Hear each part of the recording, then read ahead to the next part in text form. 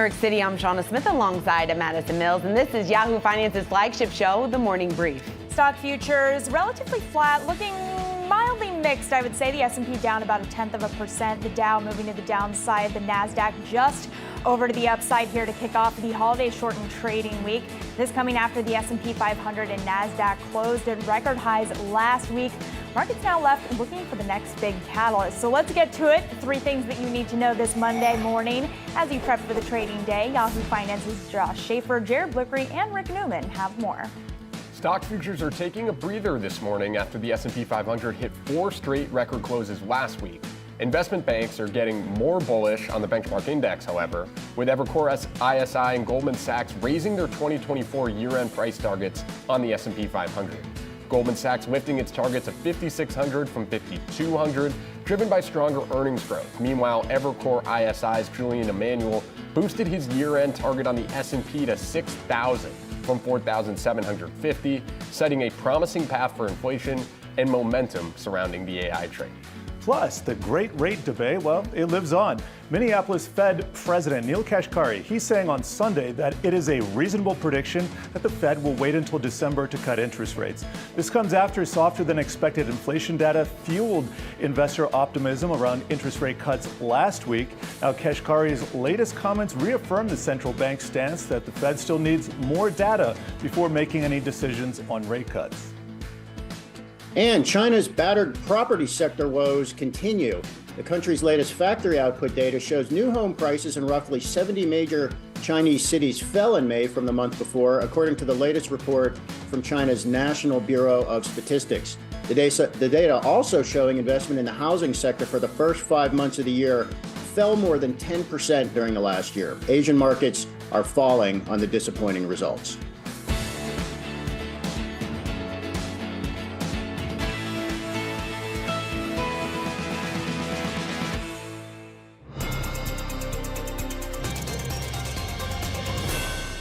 Let's get right to our top story this morning. The S&P 500 coming off another record-setting close, rising 1.5% last week, closing above 5,400 3 days in a row. Now, Wall Street getting more optimistic about where stocks are heading from here. Evercore ISI and Goldman Sachs both raising the year-end forecast for the S&P 500. Josh Schaefer joining us now with the latest. Josh, I was just going to say you can see the new targets right there on the screen, but really we have certainly started to see or continued to see this optimism really sweep Wall Street. Yeah, so we have Evercore moving from 4,750 to 6,000. So Julian Emanuel completely flipped, right? He had been a little bit in the bear case there, and now he's the most bullish strategist that we track. Goldman coming up from 52 to 56. And really, you started to feel this after the inflation data last week. Not everyone necessarily was moving their year-end price target, but Emanuel himself highlighted that inflation had been a key part of the bull case for stocks. And if we see inflation coming lower, which we saw in last week's CPI and PPI data, that would be good for stocks. Here's the chart he highlighted here. You can see CPI in purple. The S&P 500 is in blue. You'll sort of note as you look at the little lines there, when you see a big tick down in purple, usually the next kick higher comes in light blue, right? So it's been a little bit of a leading indicator for where the market's headed. I think that's rather intuitive given the Fed rate cut cycle we're in right now. If inflation's coming down, that is largely good for not just the stock market, but probably all of us in general. And the other key thing that has been at work here has been earnings revisions have not been revised down by nearly as much as they normally are. So that's something Goldman Sachs was highlighting. And the key driver there is largely big tech. You can see it right there. You're looking at 5 names that have seen about 38% growth in their earnings estimates, and that's sort of carrying the S&P 500 to not have earnings estimates fall down. We know those estimates usually come lower. And so the big takeaway from a lot of this research was sort of maybe we're starting to accept that the AI trade can take us a little bit higher.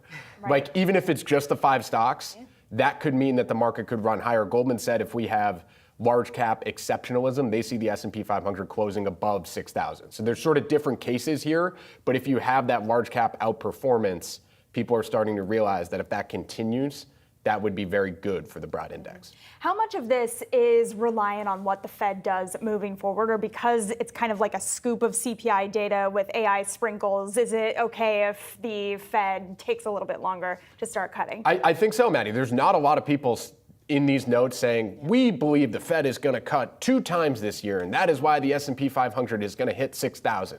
If you think the S&P 500 is going to rally almost 10% or roughly 10% from where it is right now, you're not that worried about the Fed cutting. What you're focused on is inflation is coming down. That means yields are going to be lower moving forward, and we've maybe seen the peak in the 10-year. That's something that a lot of strategists are highlighting when you look at this inflation data is, okay, maybe we're at the peak of rates. And that's sort of the key part of it. And then the other chart I wanted to bring up, because I thought this was really interesting when we talk about bubbles and sort of the concept of this AI trade going longer. Julian Emanuel highlighted how long the S&P 500 in the past has traded above a 20 PE. So right now, everyone calls stocks expensive, right? Well, when stocks were expensive in the late 1990s bubble, they traded at that level for over 700 days. When they were expensive in the recent 2021 euphoria, they traded at that level for over 600 days. Right now, it's only been 140 days. And so this is to sort of get to the point that a lot of people have highlighted as we've had this stocks are expensive conversation for a couple months now. Stocks can be expensive for a while. And that should not be a reason that investors don't want to get into the market or want to get out of the market. This is not to say that history is a definite indicator and we're going to get to 600 days of the S&P 500 trading above a forward 20 PE, but I did think that's a fruitful reminder that just because things are expensive doesn't mean that we're going to just fall off a cliff. We can trade at these levels for a while, and that's why everyone's talking about those earnings estimates, right? It really depends on if those companies deliver the earnings, then maybe we can just afford a high valuation for a lot longer than people thought. That's such an important chart showing that we're basically like 20% of the way in to the longest running previous time period.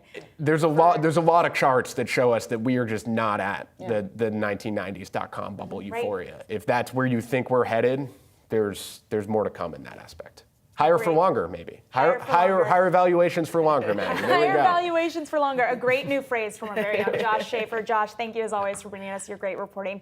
We really appreciate it. Speaking of the Federal Reserve, Minneapolis Fed Reserve President Neel Kashkari now saying it's reasonable to predict a December rate cut.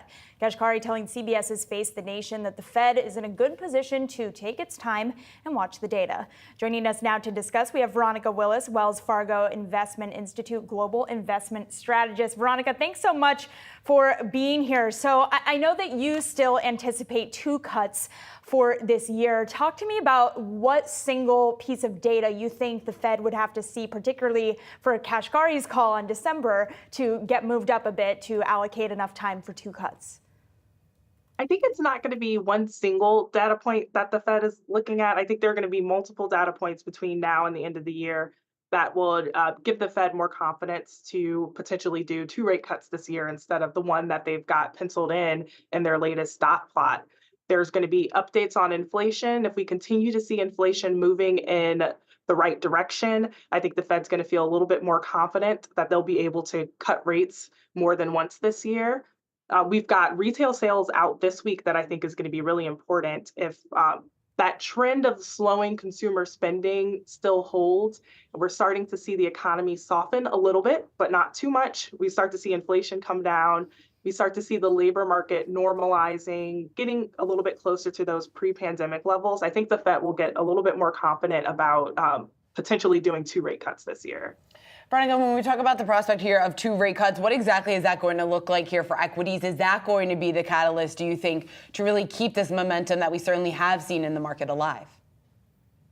I think, once the Fed starts to cut, the market, I think, has priced that in. So we've seen a lot of exuberance in the market throughout this year as we've come down from, 6 or 7 rate cut expectations at the beginning of this year down to 1 or 2.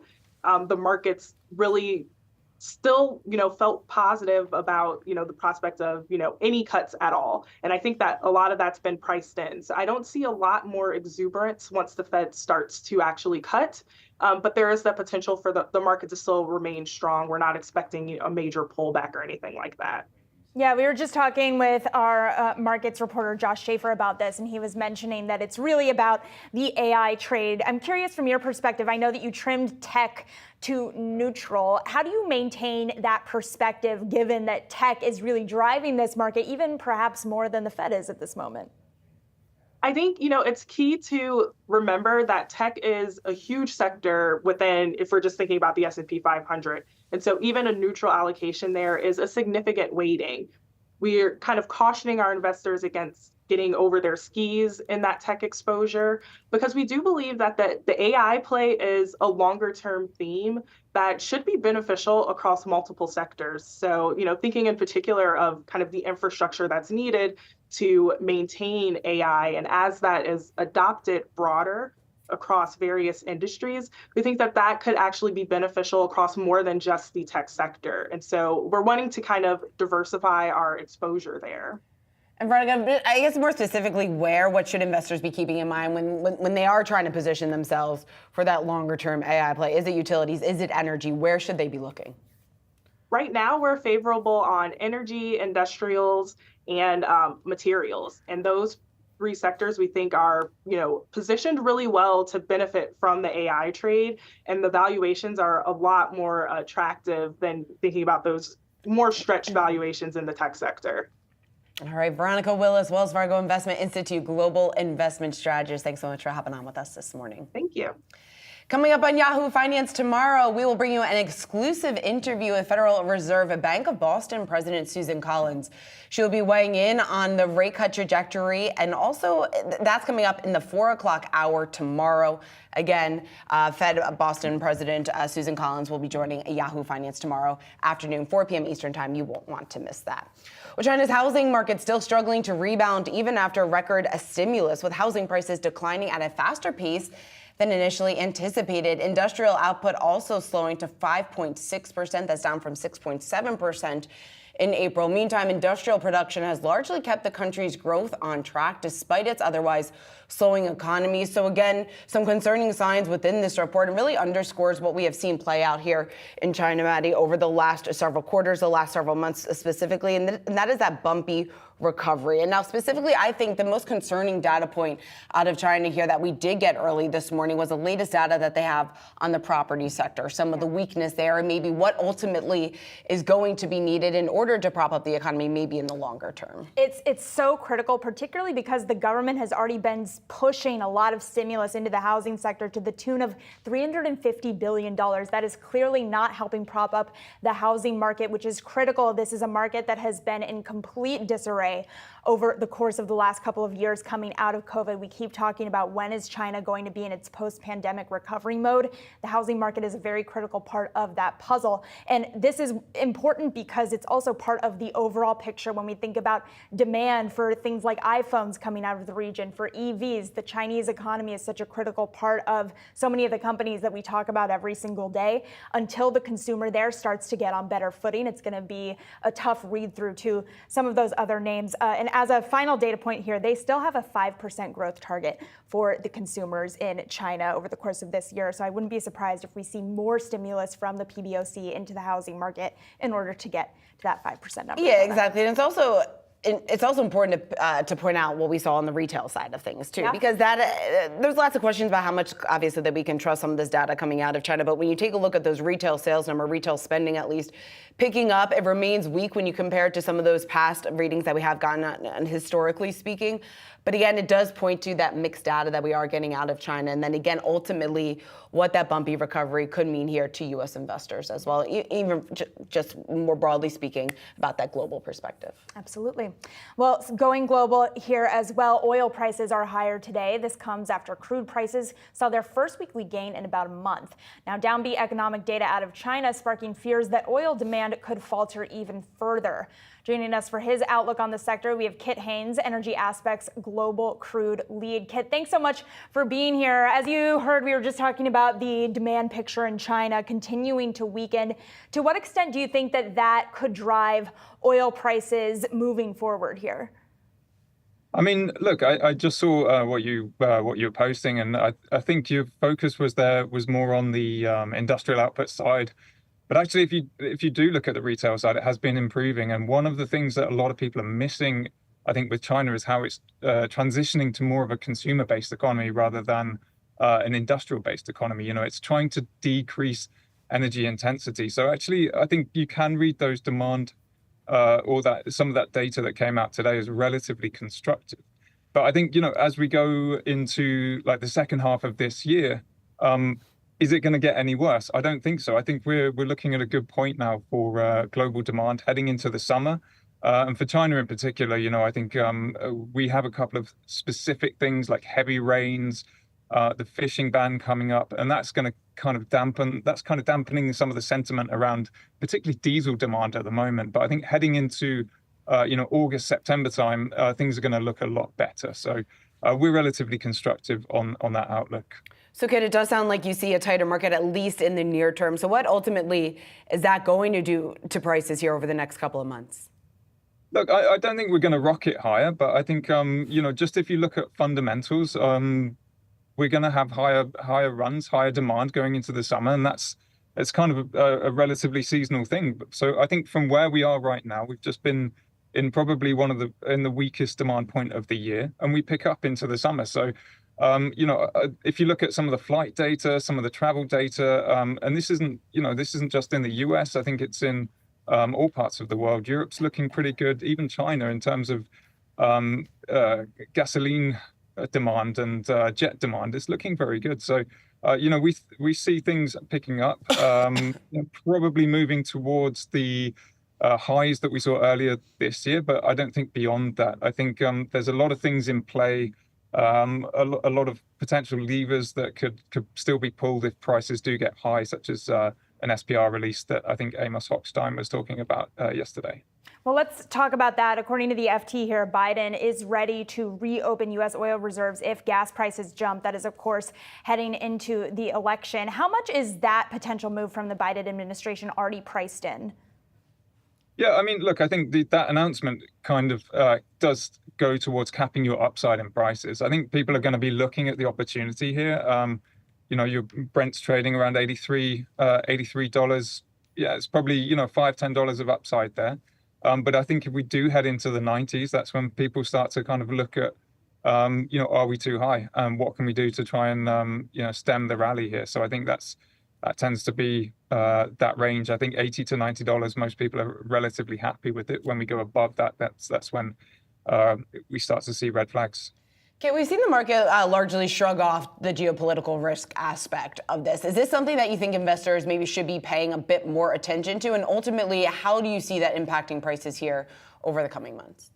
Yeah, it's a good point. And I mean, I think some of the geopolitical tensions we've seen this year haven't really sparked the kind of reaction we'd expected to. But I think oil investors are getting more savvy to the market after what we saw in 2022, where the sanctions put in place on Russia. A lot of people were expecting us to lose a huge amount of oil, and at the end of the day, we didn't. So I think what we're seeing now is people reading this market as okay, we're not going to put a risk premium on until we actually see an impact on production.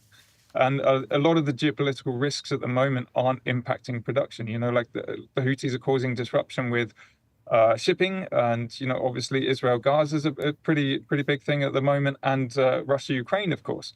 But none of it is actually taking any oil out of the market. So for now, I think it's priced as it should be. All right, Kit Haynes, Energy Aspects Global Crude Lead. Thanks so much for joining us here this morning. Thank you. Well, we're just getting started on Morning Brief. Coming up, Best Buy and Toll Brothers both getting upgrades from the street. We're going to break down some top trending tickers next.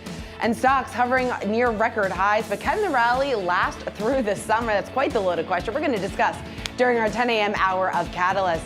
And our very own Jennifer Schaumburger is going to bring us an exclusive interview with Boston Fed President Susan Collins. That's coming up tomorrow at 4:40 p.m. Eastern Time. You won't want to miss that. All this and more. You're watching Yahoo Finance.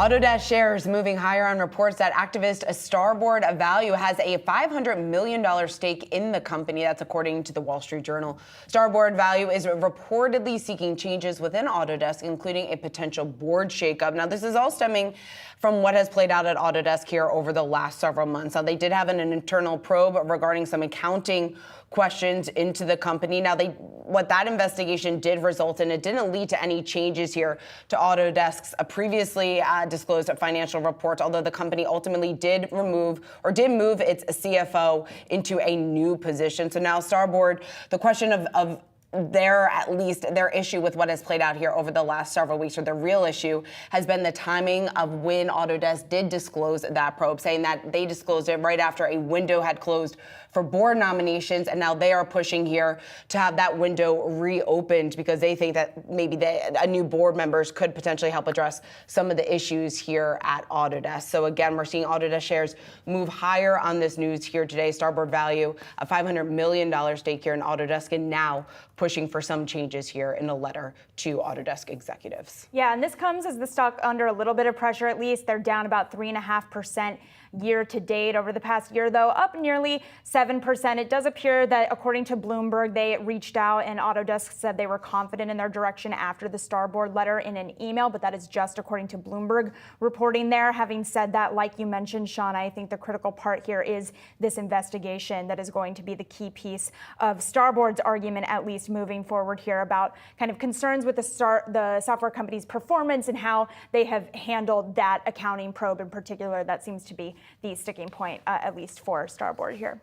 Well, Best Buy getting a boost from a bullish call from UBS, the firm upgrading the stock to buy from neutral and raising their price target to $106 from $85. They cited the company's restructuring efforts and new product cycle. And interestingly, citing the timing here, Shauna, upcoming appliance upgrades as a potential boon, which is interesting to me given what we've been saying about the struggles of the housing market. But it is still cyclical, right? At some point, your appliances will just start to break, and that is a boon for a company like a Best Buy. The analyst Michael Lasser also saying that this would be about a 22% upside. It should be evident that the company's market share tends to flourish at the earlier stages of a product cycle, but their restructuring efforts could be a boon for the company's earnings moving forward, Shauna. Yeah, and this is a stock that over the last year at least up just around 12%. So lots of questions about what exactly consumer demand looks like, how so many of these names similar to Best Buy are positioned right now.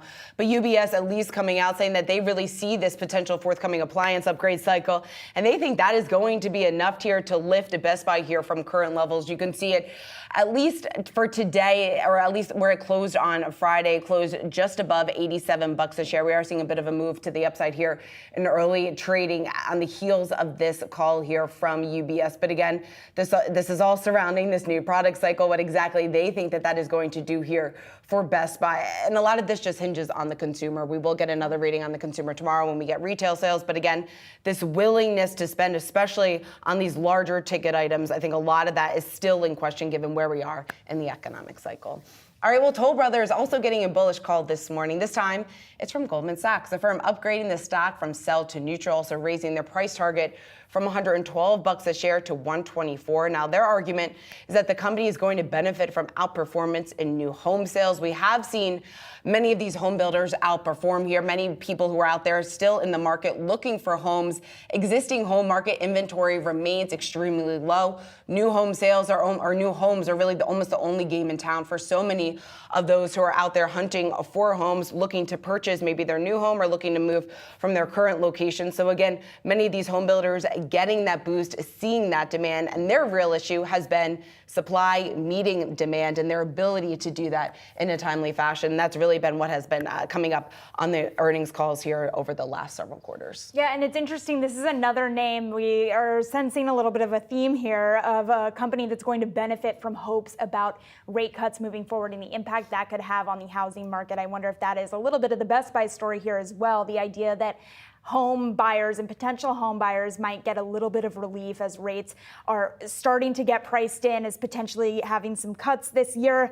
That is leading to a lot of upward momentum in real estate stocks in general post CPI rally. So perhaps that is playing into this upgrade a little bit as well, Shauna. All right, well, we are just minutes away from the opening bell on Wall Street. Keep it right here. Again, you're looking at all three of the major averages on track to open the trading day in negative territory. The Nasdaq right at the flat line, though. We'll be right back.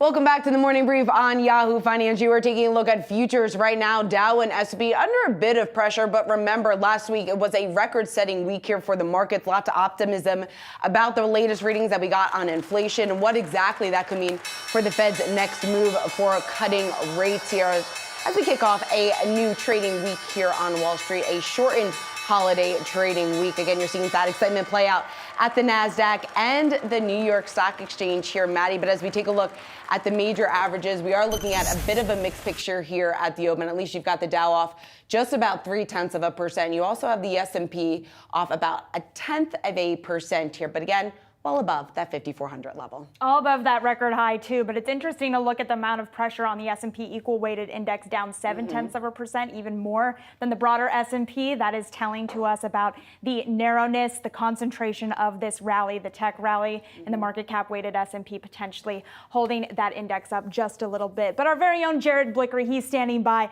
with a little bit more on the market action today. Jared, what are you watching? Well, thank you, Maddie. Since we're already talking about the S&P 500 equal weight, I'm just going to begin there because there's a lot of talk about market concentration. And indeed, we have seen the mega caps and especially NVIDIA and the chip stocks lead this rally higher. And a lot of other stocks and sectors have been left behind. But here's a 3-year chart of the S&P 500 equal weight. And what we can see here, it's still holding what was prior resistance. And so just on a technical level, I am not concerned about this market unless 6,500 goes in the equal weighted S&P 500 index. And now I just want to talk about some divergences that have been building up in the market. Here is the Nasdaq versus the Dow over the last month, and pretty striking. You can see the Nasdaq is up 6% while the Dow is down 4%. And on the year-to-date chart, you can see both are positive, but the Nasdaq has really just had a much better year of it. And so the argument goes, are we in a situation where breadth is deteriorating and leaving too much of the market behind I go back to the S&P 500 equal weight. I don't think we're there just yet.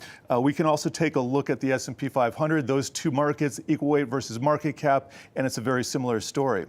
I'm going to just kind of skip over bonds and the dollar, by the way. Those are up a little bit today, and so that could be weighing on certain parts of the risk market. But here's a sector action, and what you will notice is there's only one sector in the green, that is XLK, up about 1/3%. Utilities and real estate leading to the downside. Those are interest rate sensitives and sectors, and as we do have interest rates heading up today, so that makes a lot of sense. Confirmation there. Want to close here with semiconductors, NVIDIA and Broadcom at record highs. You can see Broadcom up about 3%, so is Taiwan Semi, and really the chip sector as a whole has just been on fire recently. And so I guess the question now is, how long does it take for the rest of the market to catch up or catch down?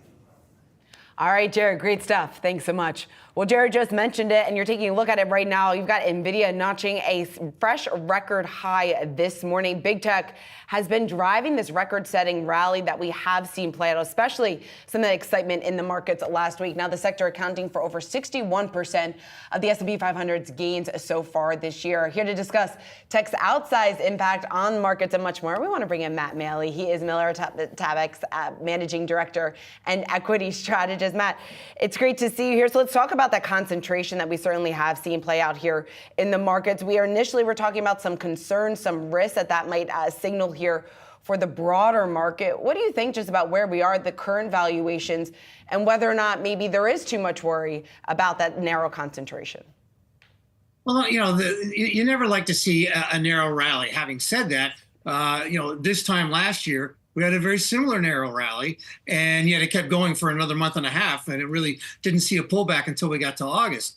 But one of the things it does tell us is that investors aren't all that confident about anything outside of the AI phenomenon, and we haven't seen the big broadening out of earnings outside of the AI phenomenon. We have this, the people are making the chips, the picks and the shovels are doing well, but it's not, we're not seeing the end users of these chips really seeing a big increase in earnings. So that's going to be a big concern. I mean, the S&P equal weight index that you guys were talking about, it's down 4 weeks in a row, while the S&P has been rallying quite nicely. So this divergence is something we do need to be concerned about.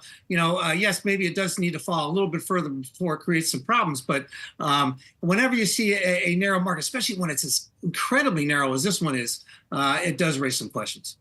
So Matt, what does that tell us about the 64-40 portfolio? And I ask because I'm on the phone with my mom over the weekend talking to her about what she should be doing with her retirement funds. And I know you're not going to give us investment advice, but when you do have that level of concentration, should you be pouring in more, doubling down, getting in on just tech, or should you be hedging your risks a little bit because concentration could go bad really quickly? Yeah, and one of the things right now, Matt, is that we have this situation where it's interesting. Just in the last week or so, we heard some people talk about using a barbell strategy, which is something we've heard a lot in the past. But this seems to make a little bit of sense. I mean, these companies that are outperforming so well are making money. I mean, NVIDIA is not an expensive stock if you look at it on a long-term basis. But you're getting 5% in cash right now, which is outperforming, as I just mentioned. I mean, the S&P equal weight index, the Russell 2000 is down on the year. A lot of this stuff in the middle is not acting very well. So why not have, if you're going to be overweighting in those big cap names that are doing so well and are getting some nice earnings, why not have a little bit in cash on the other side for protection if the thing does start to turn down? Matt, when you take a look at what the Fed is going to do next, it's too much influence being placed, or too much emphasis, I should say, being placed on the exact timing of a Fed rate cut. And ultimately, if we don't get one this year, what's that going to do to investor sentiment, do you think? Well, yeah, that's certainly going to be, I mean, let's say we went to expecting 7 rate cuts, then down to 3, now we're down to 1, and, we couldn't even get 0. That would certainly throw a wrench into the works because, I mean, let's face it, the market's trading at 22 times forward earnings for 2024 and 21 or more than 21 times the next 12 months. So, so now we have a situation where the market is expensive, but we don't have ultra low interest rates to kind of justify that big high valuation. So that does create problems. And then on the other side, we also have to worry about what happens if they suddenly start to cut rates in a meaningful way. That would, in other words, what reason would they have to cut rates more quickly? And that would be, of course, if the economy is slowing down, and that's not what we want, because that'd be a negative impact for earnings, and in an expensive market, that's not a big thing. So we're definitely, as we move into these summer months, we are, have some concerns out there, and that's why I think a little bit more cash on hand is not a bad investment idea. How high does that put the bar then for the next earnings cycle? And is that bar so high that at a certain point these tech companies are not going to be able to keep up with the amount of growth that the street is looking for? That's the big concern. I mean, it is an election year. We know we've got a lot of fiscal stimulus in the marketplace, and it's going to be there. It's not like Congress has to pass anything more. They passed it a long time ago, and the administration back-end loaded it so into this year. So we get some nice liquidity. But earnings, remember, last year the stock market rallied 25% on zero earnings growth. So, I mean, if we're already up, so since the beginning of 2023, we've had a 39% rally in the S&P 500, and yet their earnings have only grown, or expected to grow over the 2 years, 23 and 24, 12%. At some point, we have to get a big increase in the second half. We are looking for a nice increase in third quarter and fourth quarter, but it's going to have to be even better than the expectations are right now, or I just think this valuation thing is going to become a problem. Matt, let's talk about what's going on in the rest of the world here and the impact that could ultimately have on the U.S. markets and investors watching this show. When you take a look at what is playing out right now in France, when you take a look even from a geopolitical risk perspective, the latest on the war in Israel, Israel's war with Hamas, what should investors keep in mind here just in terms of the risk that could ultimately pose here to the global markets and what that could mean to the U.S.? Yeah, Shauna, I just really think that the situation is the complacency surrounding these geopolitical risks is awfully high. Again, some of that has to do with the liquidity in the marketplace, and the market keeps going higher. So I can't worry about these things. I mean, let's face it, the situation in the Middle East has been going on for 7, 8 months now, and it hasn't had an impact. But, that issue has not stopped escalating. It's only been escalating very gradually, but it keeps escalating. And now we start thinking of things with in the north of Israel and Hezbollah and the conflicts there. If this becomes a wider, a wider war, and that it impacts stock prices, with the Straits of Hormuz shutting down or something like that, you got a big problem. And I just worry that, and of course, with the thing with France, everybody's saying don't worry about it, but we've seen what sovereign debt crises have done in the past. So again, with 5% cash, I'm not saying, oh, geez, you should suddenly go to 50% cash or even 20% cash. But, it gives you a little bit easier to sleep at night when you have some of these things going on over there, and you're actually paid to wait and actually paid to have a little bit of cash. So raising that level a little bit, I think, is a good idea. Very important for investors to consider. All right, Matt Maley, always great to talk to you. Thanks so much for making the time for us here this morning. Miller Tabak's Managing Director and Equity Strategist. Thanks, Matt. Thank you. Well, coming up, a deep dive into Tesla's growth story. We are going to talk to one analyst on why he sees sentiment improving for the EV giant in the coming months. You're looking at gains of just about 1% here for Tesla in early market trading. We'll be right back.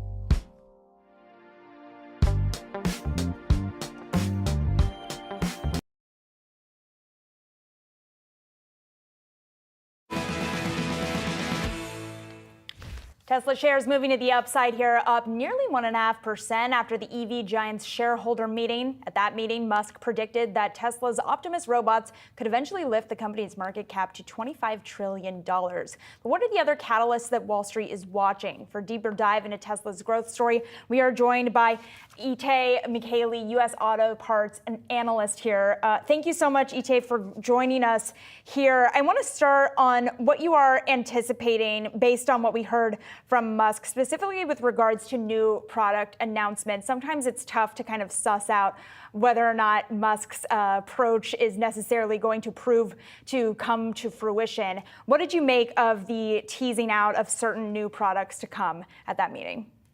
Absolutely. Good morning, and thank you for having me. Yeah, there is a lot of anticipation for the next round of new products from Tesla. Last quarter, they did allude to launching more affordable electric vehicles off some of the same platforms they have today and leveraging some of the manufacturing capacity they have today and launching these vehicles next year. There's really two things people are looking for in these vehicles.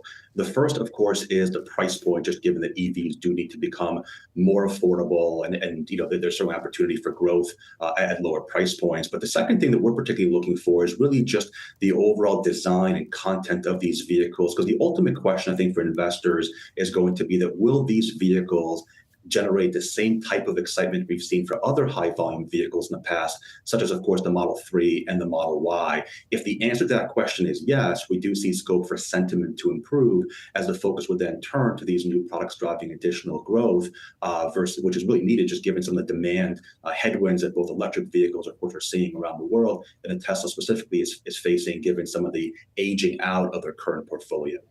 So, Ty, two follow-up questions on that. One, what do you think prices should be at or need to be at to really spark that demand? We've been talking a lot about lower prices, but I guess more specifically, is there a range that you think is critical for Tesla to get to? And then two, when you talk about the Tesla story specifically and what these new products, what these new vehicles need to be equipped with in order to generate that excitement, what do you think needs to be incorporated in order to see that excitement play out in the market?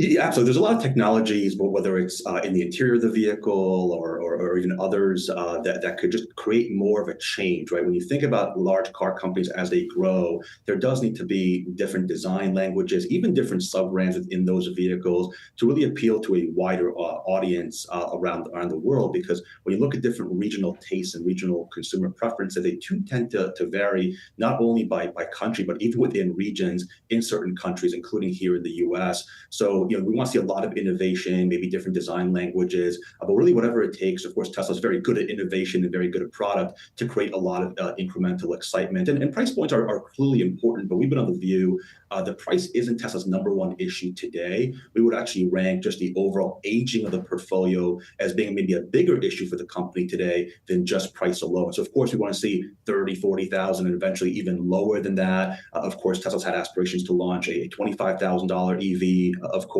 So we're mindful of the price points. And of course, the price points relative to the content you're getting. It's ultimately all about value for dollars. But we really are focused just overall on the content, on the design, on the innovation, to really undersee whether investors and consumers, of course, can get really excited about new vehicles that could be very high volume vehicles for the company. So it is a very significant focal point here over the next few months.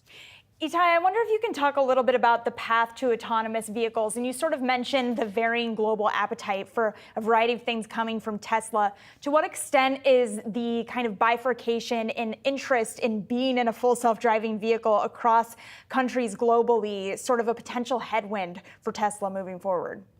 Yeah, no, it really all depends on kind of the different opportunities within how you think about launching autonomous vehicles. So we are very bullish on the opportunity within autonomous vehicles overall, lower cost per mile, new business models, and the opportunity not only to increase revenue streams, but even to grab revenue streams that exist in the value chain today and bring it kind of back up to that automaker ecosystem. And I think autonomous vehicles tend to be often defined as sort of one business model, the so-called urban robo-taxi, but actually there are a lot of different business models in theory that a company could launch. And Tesla has a couple of very unique advantages in our view, one being that we do think that they could probably launch perhaps the cheapest and lowest cost robo-taxi platform out there, not only from a hardware cost perspective, but also from an operating cost and network cost perspective. And if we're right about that, that could actually lead to potential new opportunities of how to deploy autonomous vehicles. For example, you might not need to deploy in the most dense areas. You can actually maybe go to relatively easier areas, and then maybe even launch some services on your current ecosystem of consumer vehicles and robo-taxi vehicles, things like peer-to-peer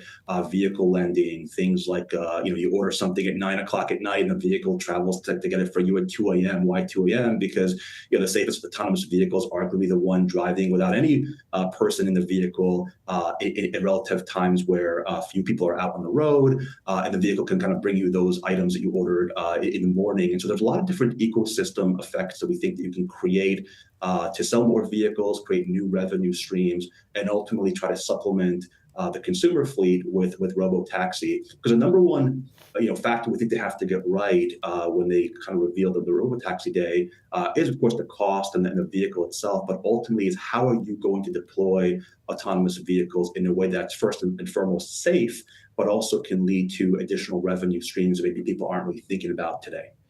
Natai, before we let you go, if Tesla is in fact able to do all of that, what does the upside then look like for Tesla? Yeah, we're still neutral rated on the stock, just given some near-term, fundamental headwinds we talked about. I think our estimates are still actually below consensus. But if you can turn the story into A, the new EVs we talked about, and B, if the company can craft a credible autonomous vehicle deployment plan that leverages their advantages, we think there is scope for sentiment to improve here in the next few months. It's going to be a very important few months for them to kind of try to reshape the narrative, given some of the near-term headwinds that they're facing. Natai McCallie, always great to have you. Thanks so much for joining us here this morning, Citi's U.S. Autos and Auto Parts Analyst. Thanks so much, Natai. Well, coming up, Disney is back with its blockbuster debut of Inside Out 2. What this signals for the summer box office and how big of a boost this could be here for Disney. We've got that for you next.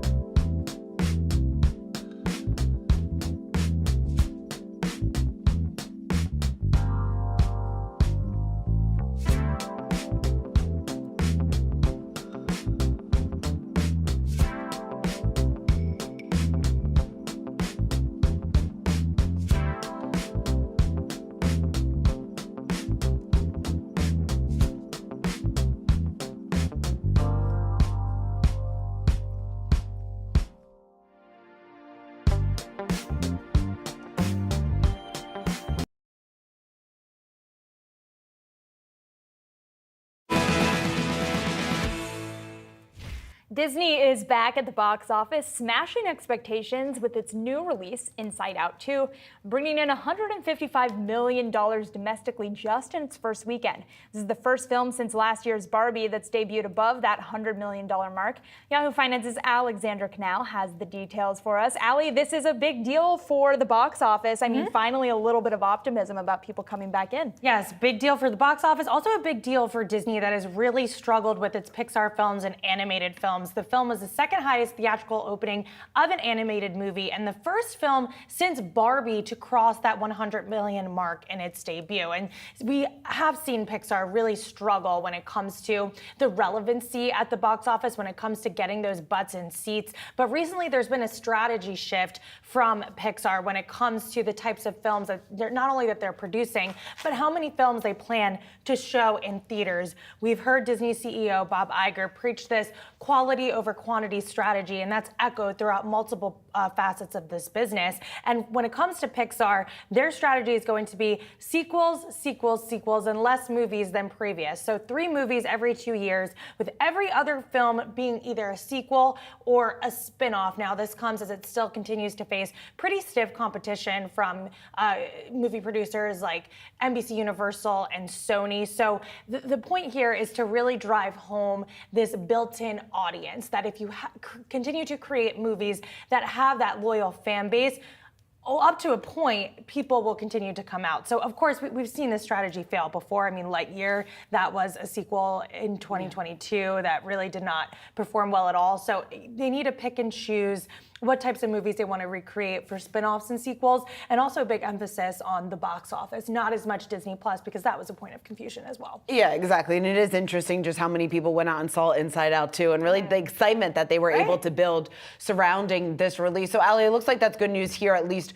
for Disney. I also want to talk about a headline that came out over the weekend in regards to Deadpool being released in China, because this could also be a big break for Disney potentially as well. Yeah, and look, the China relationship with the U.S. when it comes to films, it's been a bit strained. We saw Top Gun Maverick. It was not approved to be released in China, which was a big surprise considering those big action films typically do well in the country. But Deadpool 2 has been restricted. The first Deadpool movie was barred in the country when it was released in 2016. Then they allowed a PG-13 version of 2018's Deadpool 2, and now we have this approval here. So this could be a big boon when we think about the opportunity for international exposure, the opportunity to bring some of those more overseas dollars to these films, especially at a time when in the US, we're seeing a bit of a pullback when it comes to the types of movies that people go and want to see in the theater. Although I do expect the Deadpool franchise is one that often gets the people going. When it comes to going to that theater, you want to be with other people, you want to cheer and laugh at some of those jokes. And has a loyal fan base, and we'll see how exactly it does and what the reception is like there, right? Allie, great stuff, thanks. Well, coming up, can the markets rally keep going? We're going to dive into the catalyst behind the stock market's climb higher, what it's going to take to continue that march to the upside. We've got that for you next on Catalyst.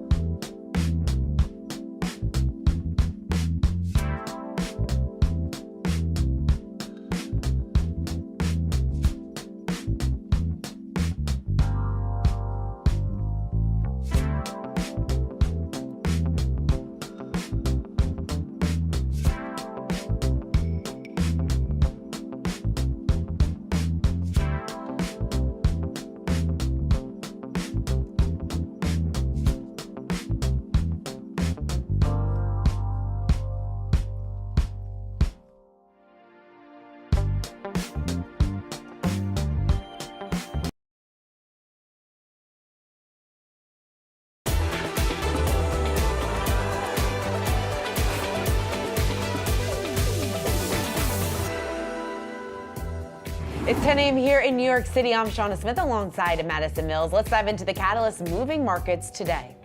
Stocks are lower about 30 minutes into the trading day, but the S&P 500 and Nasdaq still hovering just above their record highs. So could the market rally last through the summer? We're going to discuss that next. And crude prices are moving higher. Expectations boosting here for demand this summer, offsetting some weak economic data that we're getting out from China. We are going to discuss the outlook for the energy sector here coming up today. And Boeing CEO Dave Calhoun faces a Senate hearing on Tuesday. This follows a series of safety concerns this year for the company. What do investors need to hear from Boeing CEO? We'll discuss. But first, we have to talk about the moves that we are seeing in the stock market. Stocks are lower with the S&P 500 and Nasdaq still hovering near those record highs to start this holiday shortened week. There isn't much data, a little bit of earnings this week, but there is plenty of Fed speak. So what should investors be focused on? Joining us to discuss, we have Carol Schleif, BMO Family Office Chief Investment Officer with us. Carol, it's great to speak with you. As we were mentioning, a little bit of a meh week here, but it seems like the market is in a wait and see mode. What do you think when we are talking again a week from now will be the single biggest driver of the market throughout this week? You know, it's really hard to pick a single biggest driver. Probably some of the Fed speak, as you alluded to, coming out, because we are definitely in that meh period where between earnings, we had stronger than expected earnings in the second quarter. We've got to wait 4 or 5 weeks till we get other earnings. We're past the Fed meeting, so that's out of the way. You know, people are watching international politics. I mean, they're really struggling to pick one specific thing. But I think we are really going to have to be, the Fed has ensured that we're going to be very data dependent. So every piece out this week, we'll aggregate it all up by the end of the week and then really start focusing on what those Fed governors say when they're out on the talk circuit. Carol, do you think the market's too hyper-focused on the Fed, and why? We do think that the markets are too hyper-focused. And a piece of it is if you step back and zoom out from it, the Fed has much less control over even the short-term economy and short-term rates, because a lot less of the lending goes through the formal banking system. We've got a lot of alternatives to credit now. We've got a lot of alternatives to financing now. We've got the IPO markets behaving differently. And a lot of the models and the data sets that the Fed predicates its numbers and we all look to are built for a time that doesn't necessarily exist anymore. And when you actually look at the models too, they didn't really work in 01, 02. They didn't really work in 08, 09. And so stepping back and looking at demographics and a lot of other quantitative inputs is really important. And it's something that it's really tough to do. Well, it's interesting because I kind of look at it like the market is just going to do what it's going to do regardless of Fed speak. We had the Fed kind of trying to pour a little bit of cold water on CPI data last week and the market continuing to rally. So talk to me about your thinking on that relationship. Well, I think the piece is that it's much more important, and you're starting to see the market anchor towards fundamentals, and that's where it belongs in the intermediate and long term anyway, because in those terms, the fundamentals win out. If you look at stock market performance in aggregate on a 1-year period, 75 or 80% of the time it's up, which means that there's a preponderance towards growth built into our system. And that has to do with our economy, because if you focus on fundamentals, focus on what's going on underneath structurally. Are we rebuilding in America? Yes, we are. We've teed up a whole bunch of economic potential basis. If you look at municipal bond issuance year to date, it's the strongest it's been since the early 2010s. That implies substantial investment yet to come in our infrastructure, our roads, bridges, schools, the electric grid. So there's a lot of that where as investors come around and start focusing on, okay, we'll have earnings starting in early to mid-July, and what will those companies be producing? And so that focus on fundamentals is really important. So Carol, ultimately, then what does this mean for asset allocation, investment allocation, where you're seeing those opportunities, and ultimately what investors need to keep in mind when it comes to maybe balancing that risk? Well, I think the important thing is you can keep a foot forward into the risk and growth opportunities. If you're a long-term believer in the markets, which we are, you can keep at least a portion of your portfolio, depending on how comfortable you are with day-to-day volatility, as opposed to looking over the next 3 to 5 years. You can keep a portion in those growth-oriented assets. We've been overweight U.S. securities for quite a long time. But the great part is given the 4.5%, 5%, 5+% that you're getting in short-term fixed income, you can balance some of that risk by putting some there too, so that you can stomach that volatility by having a balanced portfolio. And all the calls for the death of the 60-40 portfolio back in 2022, we think were pretty premature. I want to dig into your thoughts on tech here, because you talk about how we're potentially heading for a little bit of an upgrade cycle, even within some of the more boring corners of tech. Talk to me about what trade that idea might initiate, because there have been some questions from the street about what the upgrade cycle timing might look like, even for some of the biggest tech names. So give me a little bit more on that. Sure. You're definitely seeing a case where large companies, small companies are feeling like they have to invest to stay competitive, and there's a lot of money pouring into building out that infrastructure. We learned those lessons back when the internet was first hitting the scene back in the mid-90s, and you saw a 5+ year build out of internet infrastructure that everyone had to put the pipes and the plumbing in place in order to ensure that they were going to stay competitive in a new environment. So take artificial intelligence and all the use cases being built. We've all learned about it in a more obvious way with the introduction of GPT a year and a half ago, but the technology itself has been around for over a decade. Large companies have been building use cases for it. And so you have to spend on that. You have to spend to clean up your database. If you want to train AI on your database, you have to spend to think through how are we going to use it? How are we going to use it in drug discovery? How are we going to use it in logistics? How are we going to use it in a lot of different places? So there's a lot of investments there. And then investments in data center mean you have to be able to get the electricity you need. So you have to be conscious about where you're putting it. You might have to help invest to upgrade that grid. There's lots of first, second, third order ramifications that people have to think through. And it's really going to touch every aspect of our lives. All right, Carol, we're going to have to leave it there, but really appreciate you joining us. Thank you so much. That was Carol Schleif. She is BMO Family Office's Chief Investment Officer. Now, strategists are getting even more bullish on the stock market rally, with Evercore ISI and Goldman Sachs both boosting their year-end S&P targets. So far, the push higher has been concentrated to a handful of stocks, mainly driven by the AI hype. So could the rally continue, or could economic data put a wrench in momentum, along with geopolitical concerns, both here and across the globe? Joining us now to discuss, we have Ruchir Sharma, chairman of Rockefeller International and author of the new book, What Went Wrong with Capitalism. Ruchir, thank you so much for joining us. And we are going to dig into some of the themes from the book, but I do want to just get your thoughts on this idea right now of American exceptionalism kind of driving the market rally. I'm curious, do you think that it is American exceptionalism, or is it that everywhere else, particularly when we look at what's happening in European stocks today, is it just not so great everywhere else? Exactly. I think it's a combination of both, but I think that it's been amplified in America, because in America today, the economy is about 26% of the global economy, but the stock market, depends how you measure it, is anywhere between 50 to 70% of the world's stock market capitalization.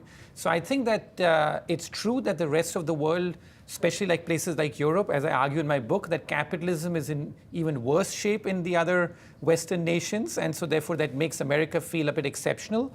But the stock market strength in America seems a bit exaggerated relative to its economic size. And this is mainly because there are a few handful companies that America has, particularly in the tech and the AI space. And the concentration of the S&P 500 has not been this high in recent history. So I think that's really what's making America, the American stock market, feel more exceptional than even the economy is. And Richard, you're very much a veteran market strategist. I'm curious how you're viewing where things are today, valuation-wise, even relative to the rest of the world, compared to historically what we've seen in the past, and maybe what investors need to know as to why we got here and how we got here. I think that one of the key aspects here is to understand that the real issue that we have today is that some companies in America are earning supernormal profits, which is very high profits relative to what any capitalist society should allow these companies to earn.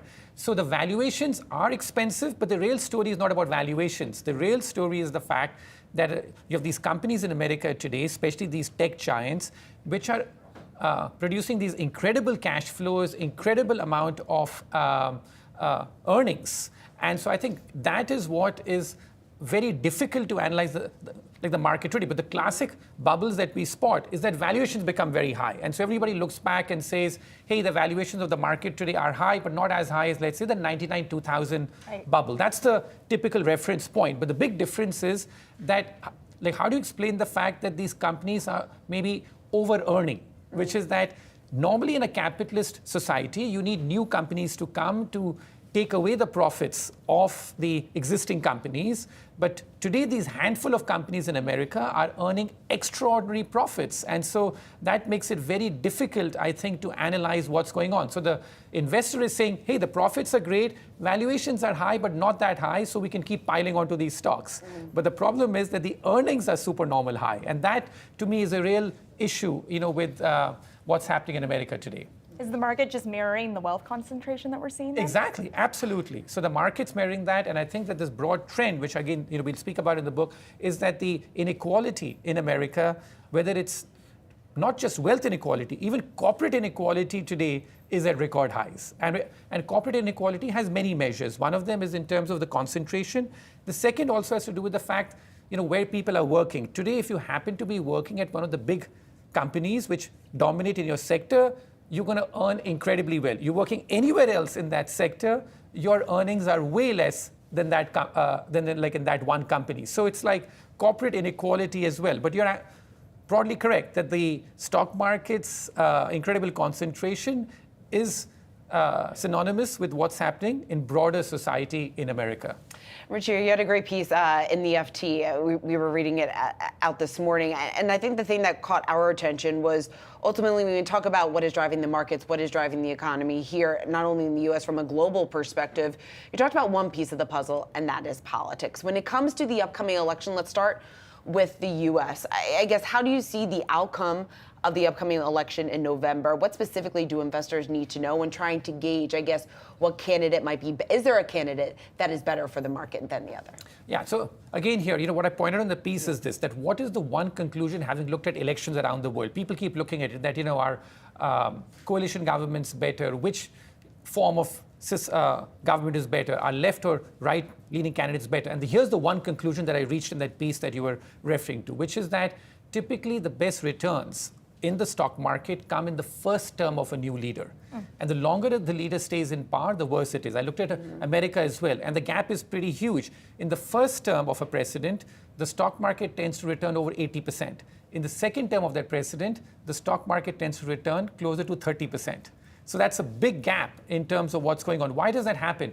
Typically, when new leaders come to power, they have more energy, their policies tend to be fresher, and often they come to power with a mandate for making some changes. And that's what the markets tend to like. But the longer a leader stays in power, the more stale they become, which is why I don't think it's great news for America in terms of the two leaders we have currently fighting, because both of them are going to be there technically in a second term, very unusual second term, which is that in terms of that, for someone like Trump, usually you have terms which are back to back. This is a bit different.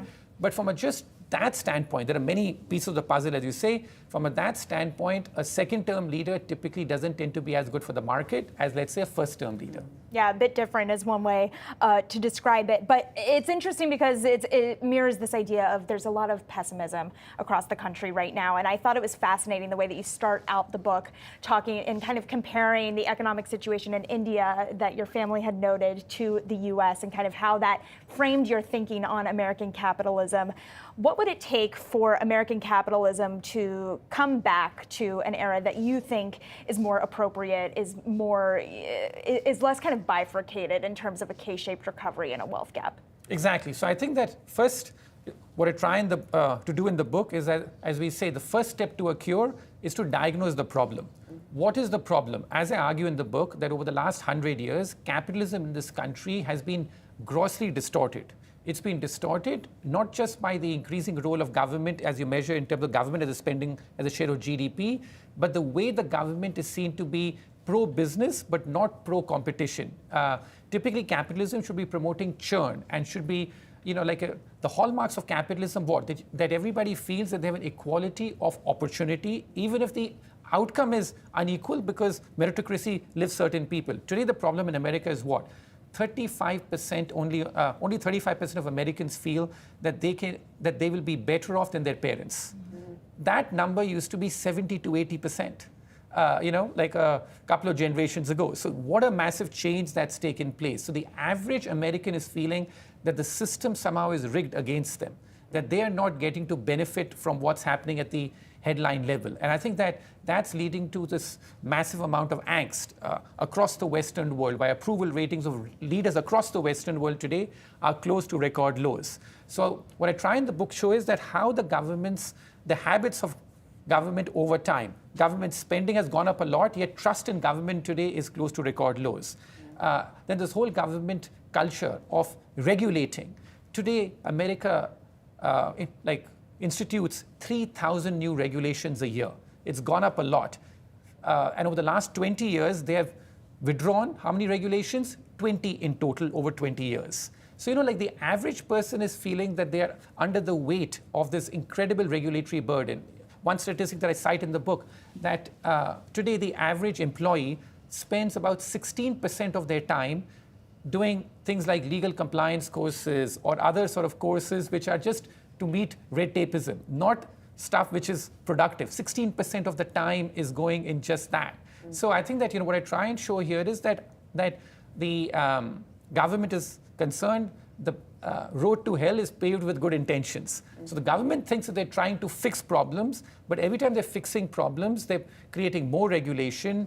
Their policies are, seem to be more pro big business, right. And also the fact that they're running these incredible deficits, which the average person sort of knows but doesn't know what to do about it. But their trust in the government is going down because they don't know whether the government will be able to be there to, in terms of fulfill their obligations. Well, Rashir Sharma, congratulations on the new book. Lots of great insight there and thought-provoking insight, I should add. We have it up on your screen right there. Your brand new book that is out right now is called What Went Wrong with Capitalism. Also, Rashir Sharma, chairman of Rockefeller International. Thanks so much for taking the time to join us. Great to be here. Thank you. All right, keep right here on Yahoo Finance. We got much more of your market action ahead. We're just about 45 minutes into the trading day. You're looking at a mixed picture. You got the Dow still in negative territory, but the S&P and Nasdaq both trading just above the flat line, at least for the S&P 500. We've got that and much more coming up here on Catalyst.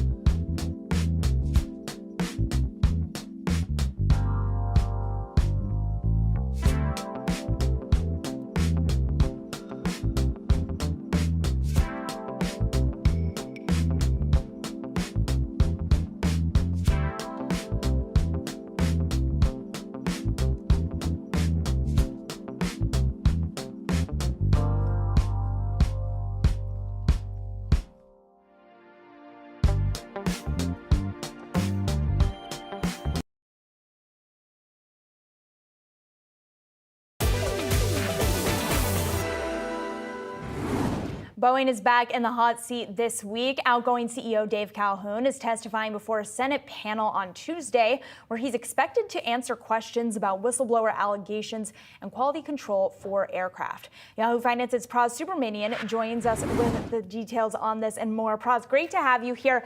Talk to me about what we can anticipate before this testifying for CEO Dave Calhoun tomorrow. What can we anticipate from that? Yeah, so basically those are the two main topics, the whistleblower safety and the quality control since post-Alaska Airlines blowout situation in January. So we're going to kind of hear what Calhoun is saying that they might be up to these days in terms of addressing those two issues. Obviously, whistleblower safety came up in the last two incidents recently, and then quality control's a big deal there, especially when in light of the 787 Dreamliner, more allegations about that plane. But I think the big question here is about the Boeing's deferred prosecution agreement, or basically it's like a probationary type of agreement that they made with the DOJ about how they were able to sort of defer some prosecution there based on what happened with the MAX a few years back. Now with the Alaska Airlines situation, the Journal had a story recently about how the DOJ was talking to families about, hey, what are you doing here in terms of going after Boeing in a more aggressive manner?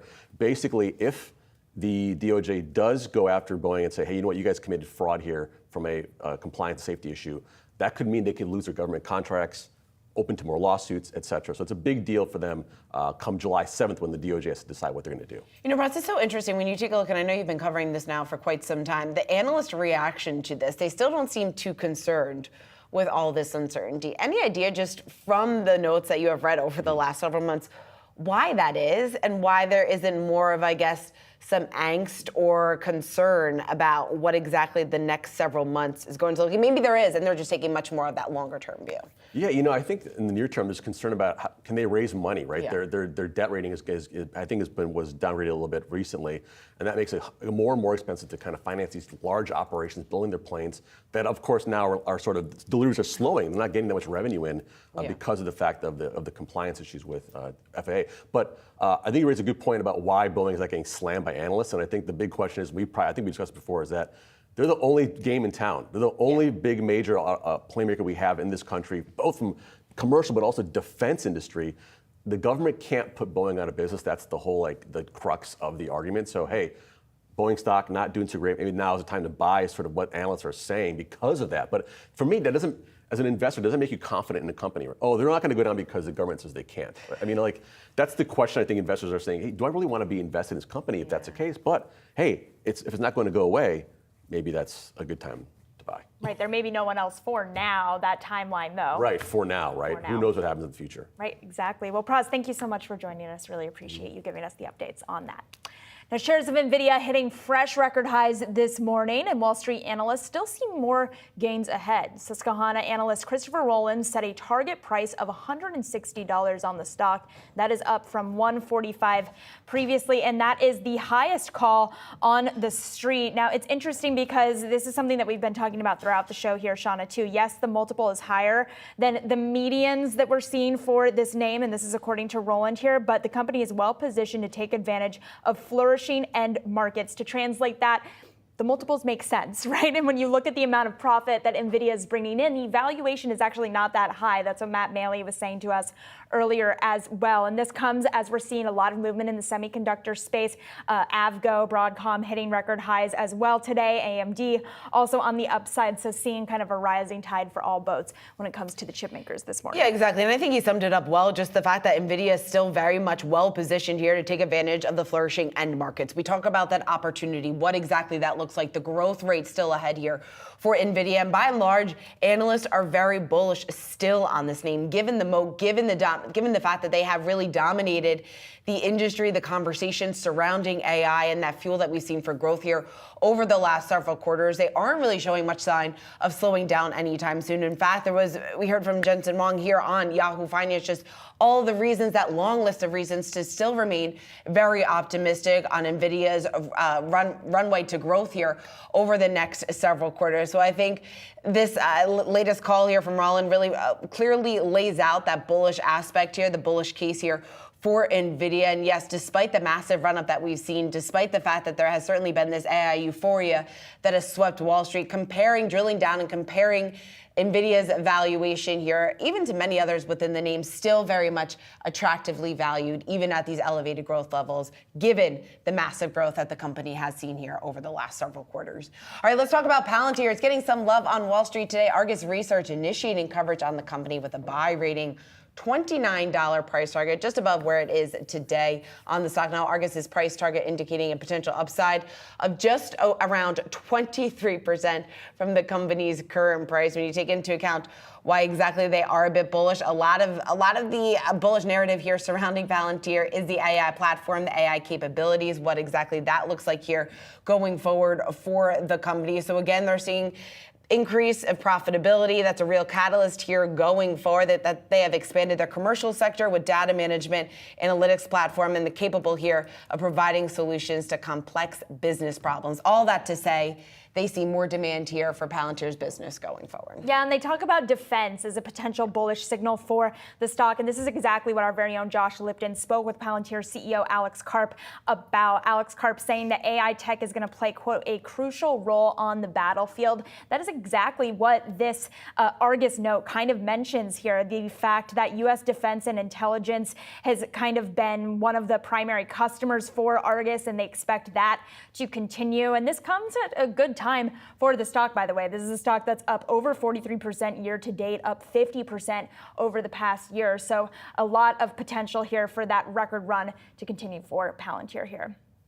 Now, moving on to another name we're watching, Berkshire Hathaway continuing to trim its massive stake in China's electric vehicle maker BYD. The company sold an additional 1.3 million of Hong Kong listed shares of the company.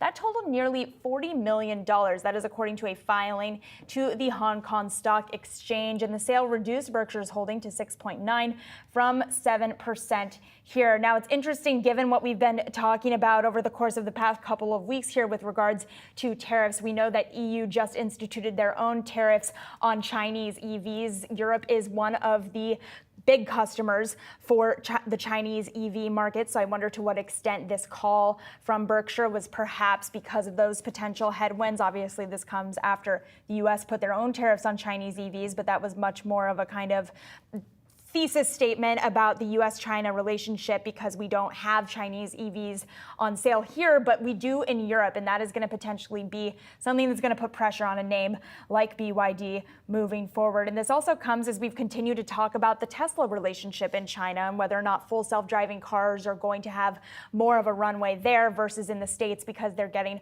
a little bit of a leg up there with regards to regulatory approval. That could lead to a faster timeline there, which could lead to more competition in the EV space, at least in the mainland. Yeah, and this all goes back, and Buffett even talked about this when I was at the Berkshire Hathaway annual conference not too long ago in the beginning of May. And he, once again, it was hats off to Charlie Munger. It was really his influence as to why he saw the potential here in BYD. And since the company, Berkshire Hathaway initially bought into BYD, it has had a massive run up to the upside, especially when you compare it to those highs back in 2022. So when you take a look at the fact that it has skyrocketed nearly 600% to that record high back in April of 2022 from the start of 2008, they have certainly been able to benefit from those gains there. The explosion in popularity of EVs, specifically demand and what that picture has looked like inside of China. So yes, going forward, lots of questions about what demand is ultimately going to look like here, at least in the short term, and what exactly needs to be done in order to boost demand beyond the Chinese market. But again, they trimmed it, but by just a bit, down to 6.9% from 7% stake here. So not that big of an adjustment here for Berkshire. All right, coming up, Treasury Secretary Yellen is sharing her thoughts yesterday on Trump's proposed tariff policy. We'll have the details for you when we return.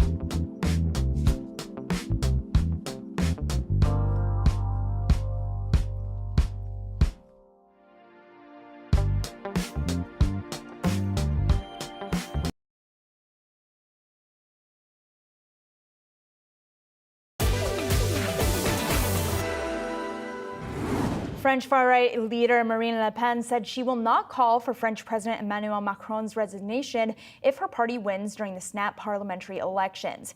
So how should the markets be reading the proposed cohabitation between the two?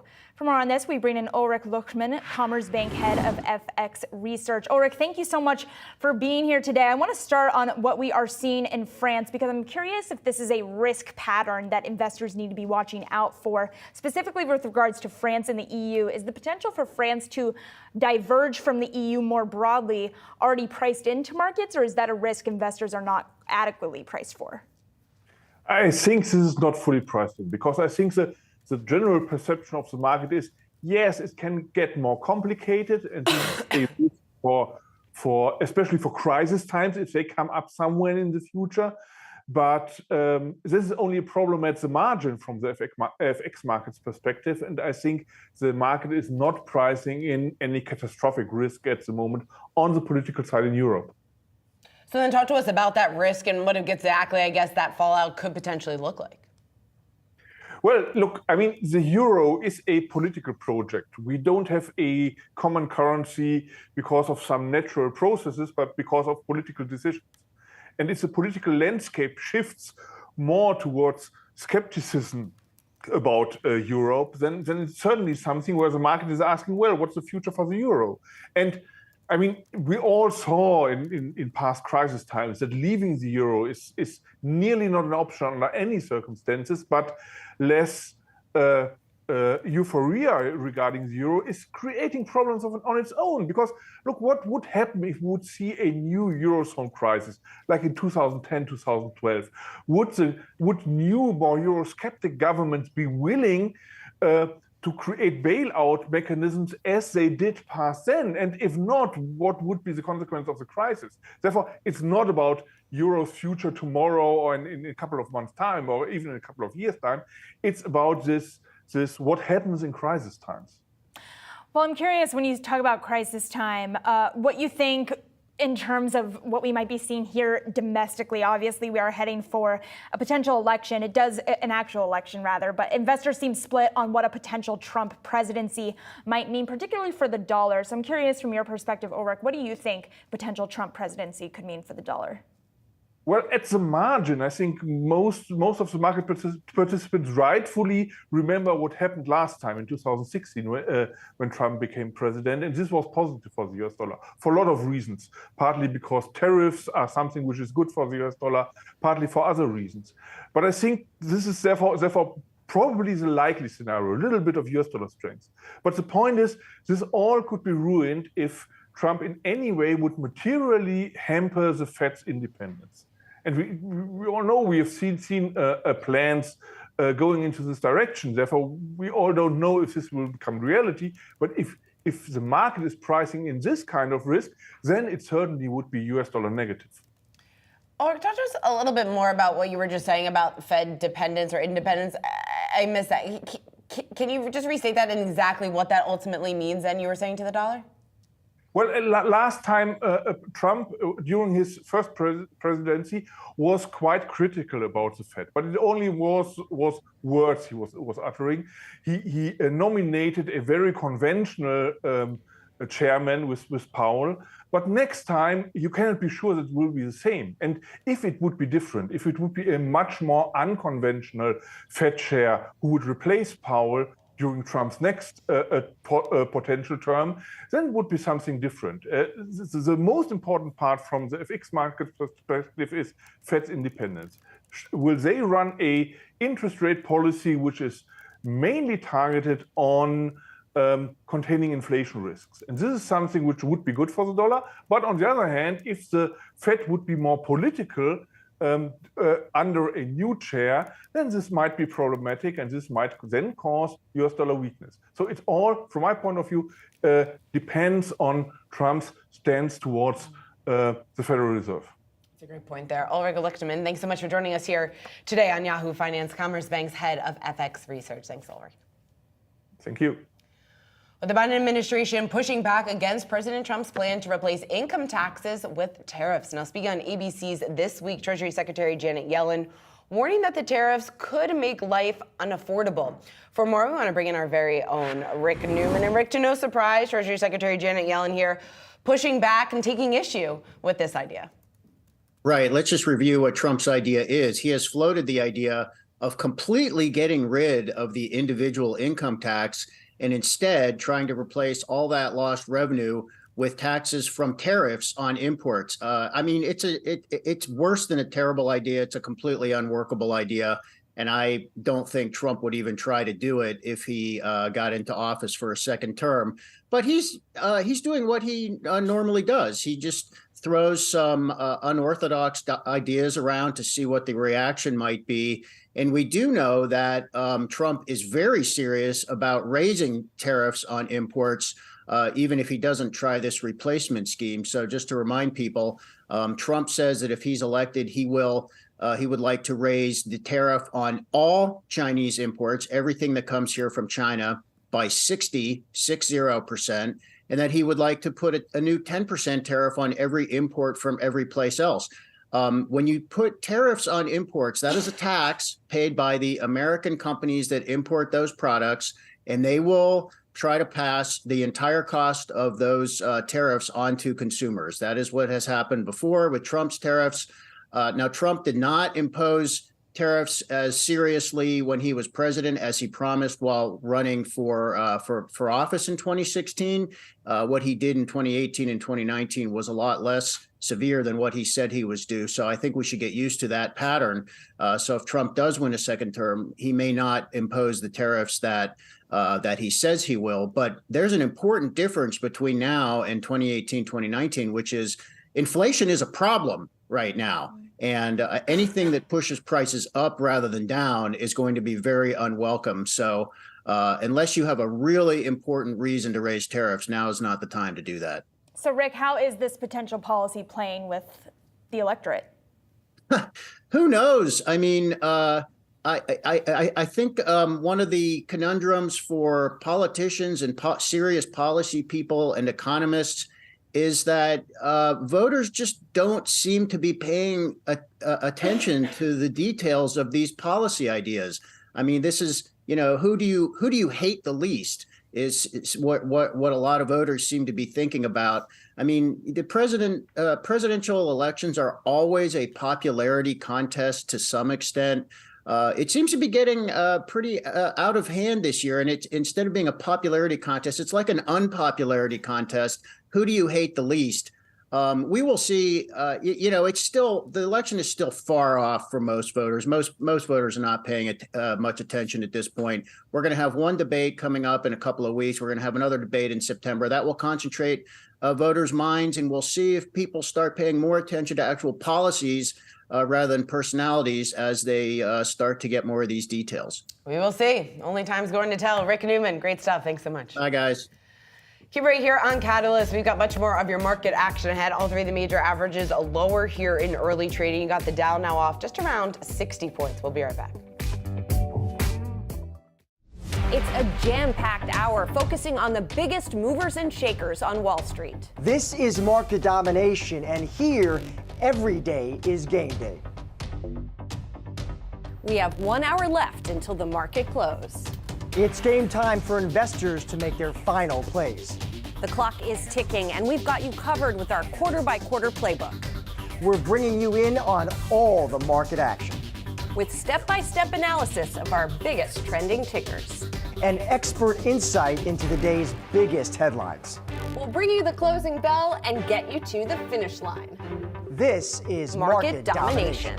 Tune in daily from 3 to 4 p.m. Eastern.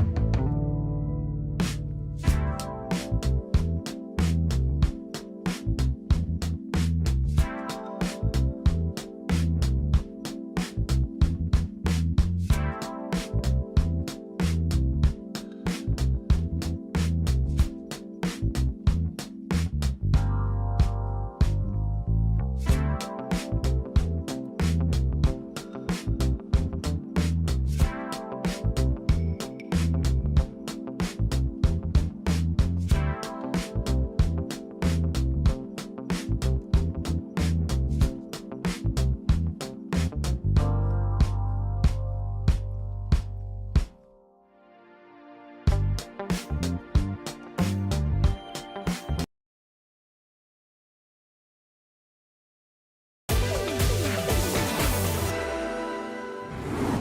U.S. is cracking down on its social media standards, at least if Surgeon General Vivek Murthy has his way. He said in an op-ed in the New York Times that the threat social media poses to children requires, quote, urgent action.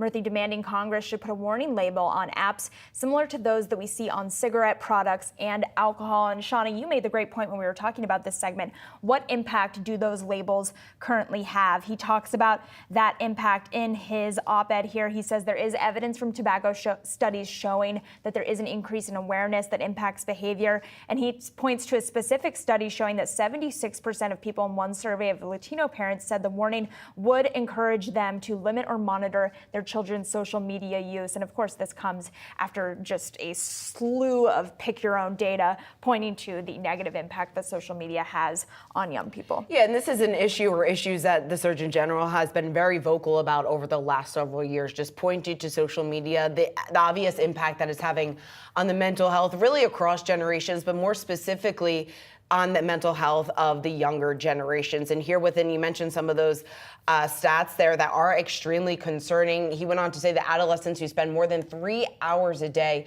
on social media, which is probably a lot more than you would initially anticipate, that they actually face double the risk of anxiety and depression symptoms.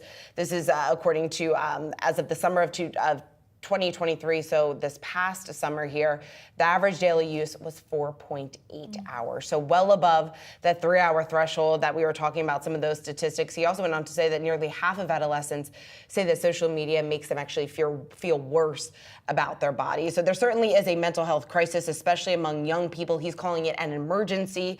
And he's actually, I thought it was very good, just drawing the comparisons to what had been done here for tobacco and proving that it was enough to discourage some people from using, or many people, from obviously smoking, and saying that this could have a similar impact on social media. But again, the criticism has long been, even inside the Beltway, far beyond the Beltway, that social media companies have not done enough to police and regulate the amount of time and some of the social media activity of their younger users. So again, the Surgeon General calling on congressional action to address some of these very worrisome issues and trends. And he points to some congressional action for other issues. He talks about, in the late 20th century, things like airbags, seatbelt requirements for driving. But even more recently, in January, the FAA grounding those Boeing planes that we've been talking about throughout our show ahead of Dave Calhoun's testimony on Capitol Hill. He also talks about things like recalls of dairy products when there's evidence of contamination, pointing to this idea that it is not abnormal for Congress to impose legislation on individual companies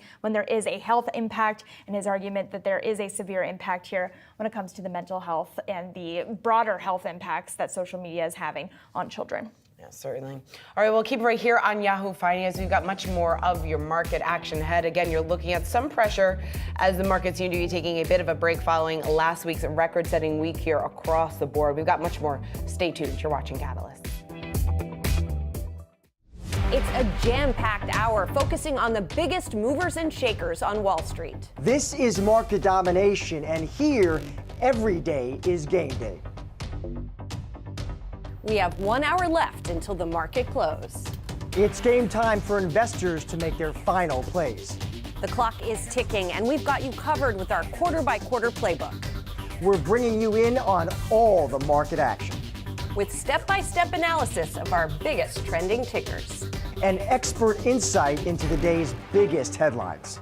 We'll bring you the closing bell and get you to the finish line. This is Market Domination. Tune in daily from 3 to 4 p.m. Eastern.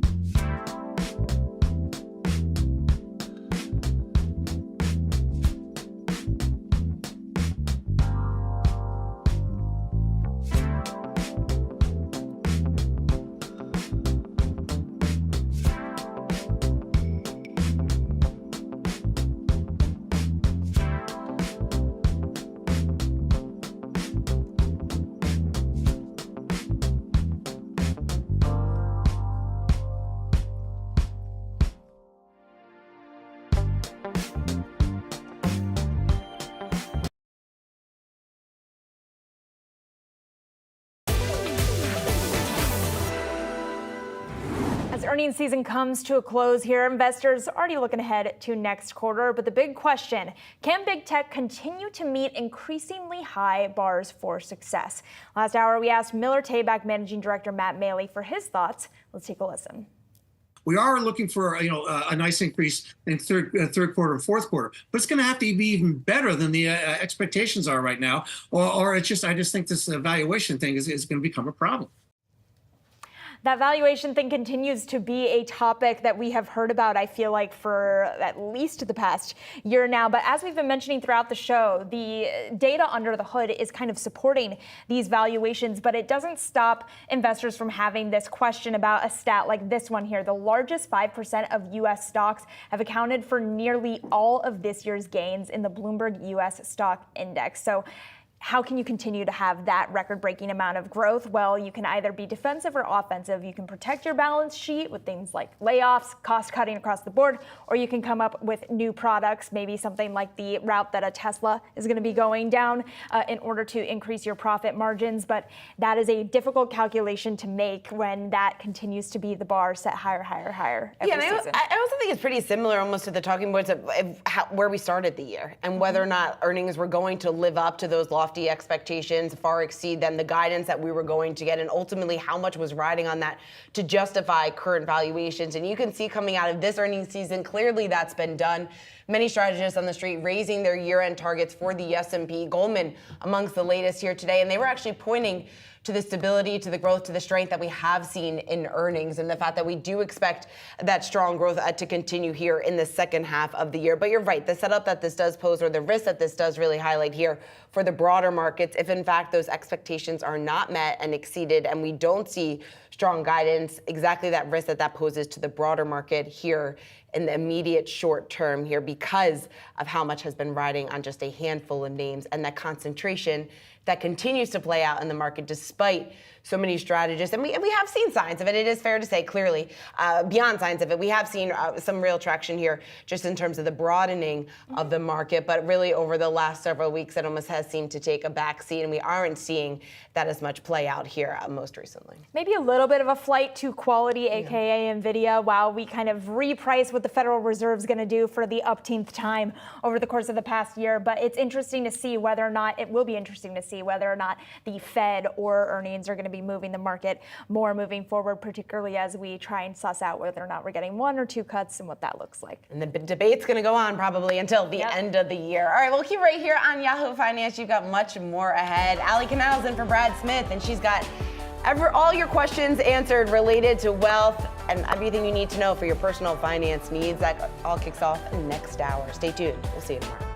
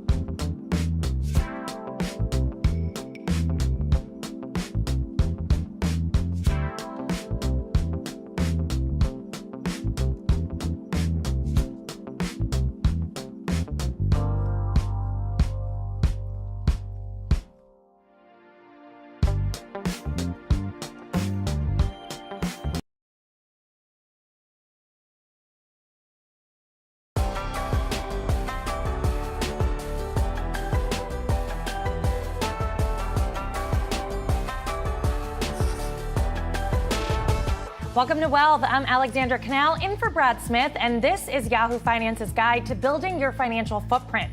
Our community of experts will give you the resources, tools, tips, and tricks you need to know to grow your money.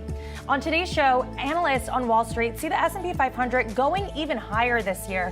We'll talk about how to position your portfolio for the second half of the year.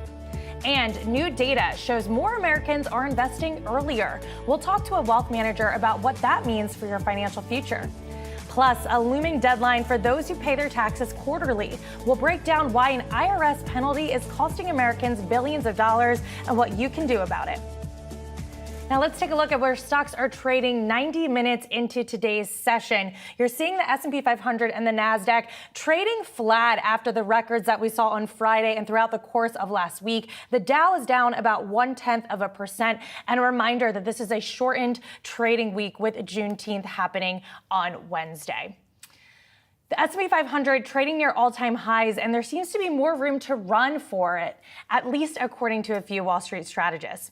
A handful of firms boosting their year-end price targets for the index, with Goldman Sachs pushing theirs to 5,600, up from the prior 5,200. And Evercore ISI now has the most bullish bet on the street, pushing its target to 6,000. So with signs showing inflation moderating and analysts increasingly optimistic about where stocks are heading, what should investors do next? Joining me now in studio is Tom Hayes, Great Hill Capital Chairman and Managing Member. Tom, the potential for the S&P 500 to go to 6,000, how should investors be positioning their portfolio amid a lot of this bullish optimism? Well, Alexandra, I think that the Fed now has covered a cut. Okay, you saw some weakening inflation numbers, flat month on month with the CPI, negative 0.2% with the PPI. Unemployment was up to 4%. So they can move. You're looking at the Fed funds futures with a 65% chance of a cut in September, 95% chance they're going to cut by December, and a 65% chance that they're going to do 2 cuts by December. And I think the reason that's so important, Alexandra, is that you've seen such a concentration in this rally with NVIDIA, with Microsoft, with a few others. And I think the second half, what we're seeing is those earnings are going to broaden amongst all the other companies that have kind of been left behind. And we're going to see some more participation in those laggards, which represent great value, are going to start to outperform in the second half. So you mentioned the probability that we'll see interest rate cuts in the fall, maybe 1, maybe 2. Yeah. Given that, is now the time to load up on interest rate sensitive areas of the market like small caps, or are there other areas of the market that you're more bullish on? I think you hit the nail on the head, Alexandra. I think you want to be in small caps. I think you want to start to look at REITs.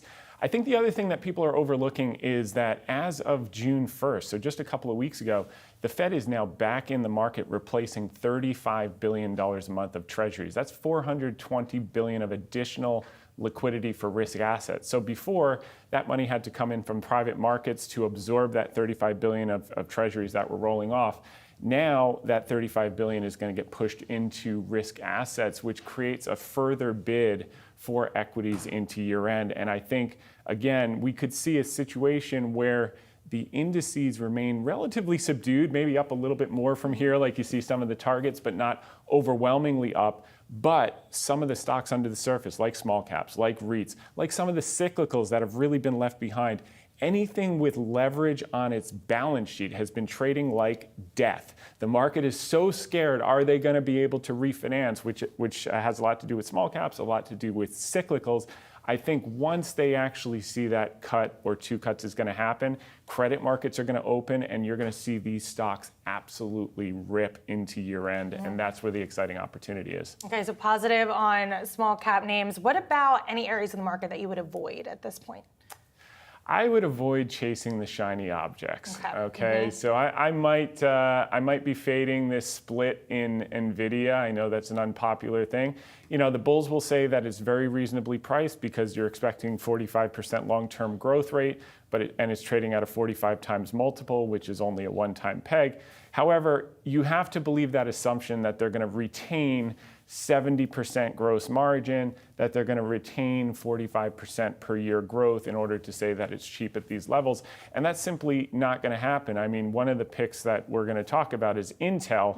That's received over $45 billion from the US government in terms of grants, tax subsidies, loans to create a competitive foundry to Taiwan Semiconductor. And that stock, you can't give it away at $30. And X the foundries, the legacy business alone, the PC refresh, the server refresh is worth $45 to $50 a share. And I want to go back quickly on rate cuts because the Fed's only going to cut if we see inflation coming down. But there's a distinct difference between prices coming down and the rate of inflation coming down, which I think can confuse consumers a little bit. Yeah. You said in your notes that there's no way prices are going back to 2019 levels. Yeah. Why not?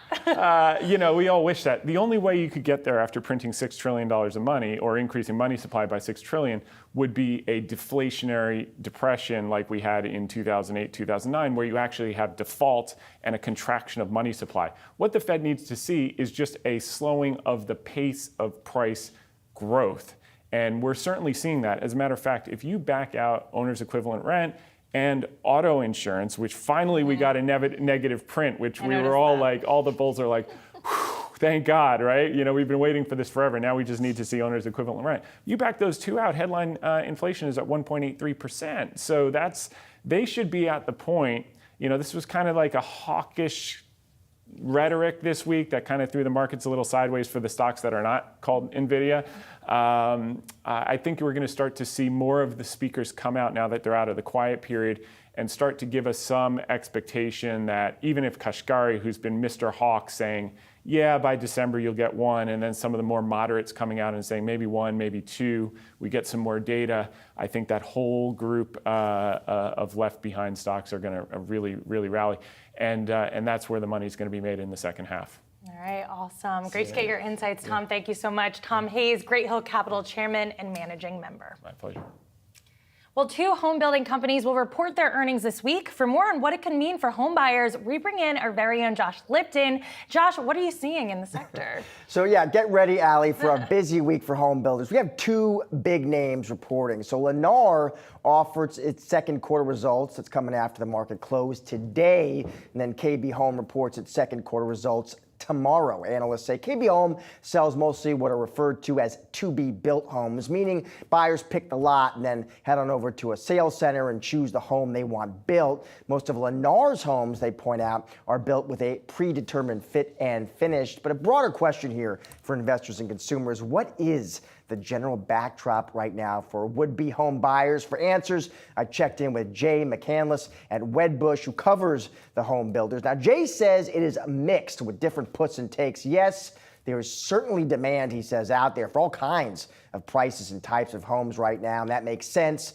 Demographics are supportive for the real estate market. After all, there are a lot of American Gen Z and millennials out there who would very much like to buy a house of their own one day. The problem, of course, affordability. The average rate on a 30-year fixed mortgage is 6.95%, according to Freddie Mac. So it is now back just under 7% here, and that could drive some traffic. But Jay argues it still does remain a real headwind for a lot of interested buyers. Of course, there are home builders offering incentives to help move inventory right now. That's just why investors watch these companies' margins so carefully when they do report. Bottom line, what do investors do with the stocks of these 2 home builders? Jay tells me that he currently has a neutral rating on KB Home, which is where most analysts on the street are at right now. In other words, they're on the sidelines. On Lennar, most financial analysts covering this name actually do like it and rate it a buy, but Jay has the equivalent of a sell on Lennar, arguing that valuation just not attractive at these levels, Allie. Yeah, the home sector is something that we're continuing to watch very closely. Thank you so much, Josh. Appreciate it.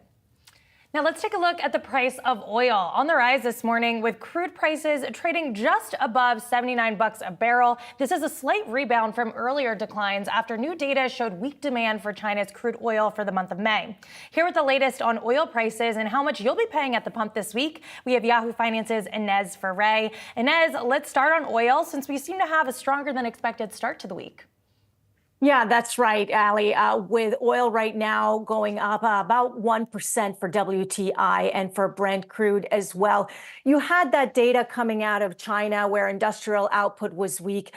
Retail sales, though, did beat expectations. So the market here taking some mixed signals as far as what the China data is showing. But look, what analysts are expecting for oil, which has been on a downward trend in recent weeks, is that you're going to have summer demand drawing down on stockpiles of oil this summer. So you still will have a relatively tight market when it comes to the oil prices. In fact, analysts are saying that if oil gets into the mid 70s, let's say for Brent crude, for example, then you're going to have buyers like China stepping in to scoop up some of that oil from the market. You're going to have the U.S. stepping in to refill its SPR, its Strategic Petroleum Reserve. If oil goes a little bit too high, then you're going to have OPEC Plus ready to step in. Remember that OPEC Plus has announced that it wants to start phasing out its voluntary cuts starting in October, something that had sort of jolted the oil markets when OPEC Plus had announced that, because the markets analysts had been expecting their cuts to extend throughout the rest of the year, voluntary cuts included. As far as gasoline prices are concerned, those have been cooling. So we are seeing gasoline prices at the pump at an average of $3.45 per gallon today. A month ago, that was $3.60. Part of the reason why you've seen some of the cooling is because you've had wholesale prices that have been sliding. Again, oil prices also trending down, which has helped drivers at the pump. Ali. Thanks, Inez. Keeping track of all the gas prices, which we know have been a headache for consumers. Appreciate it. Thank you. Coming up, we'll talk about how automation can help address staffing concerns in the healthcare industry. Our very own Anjali Kamlani sits down with Philips North America CEO to discuss. That's next on Wealth.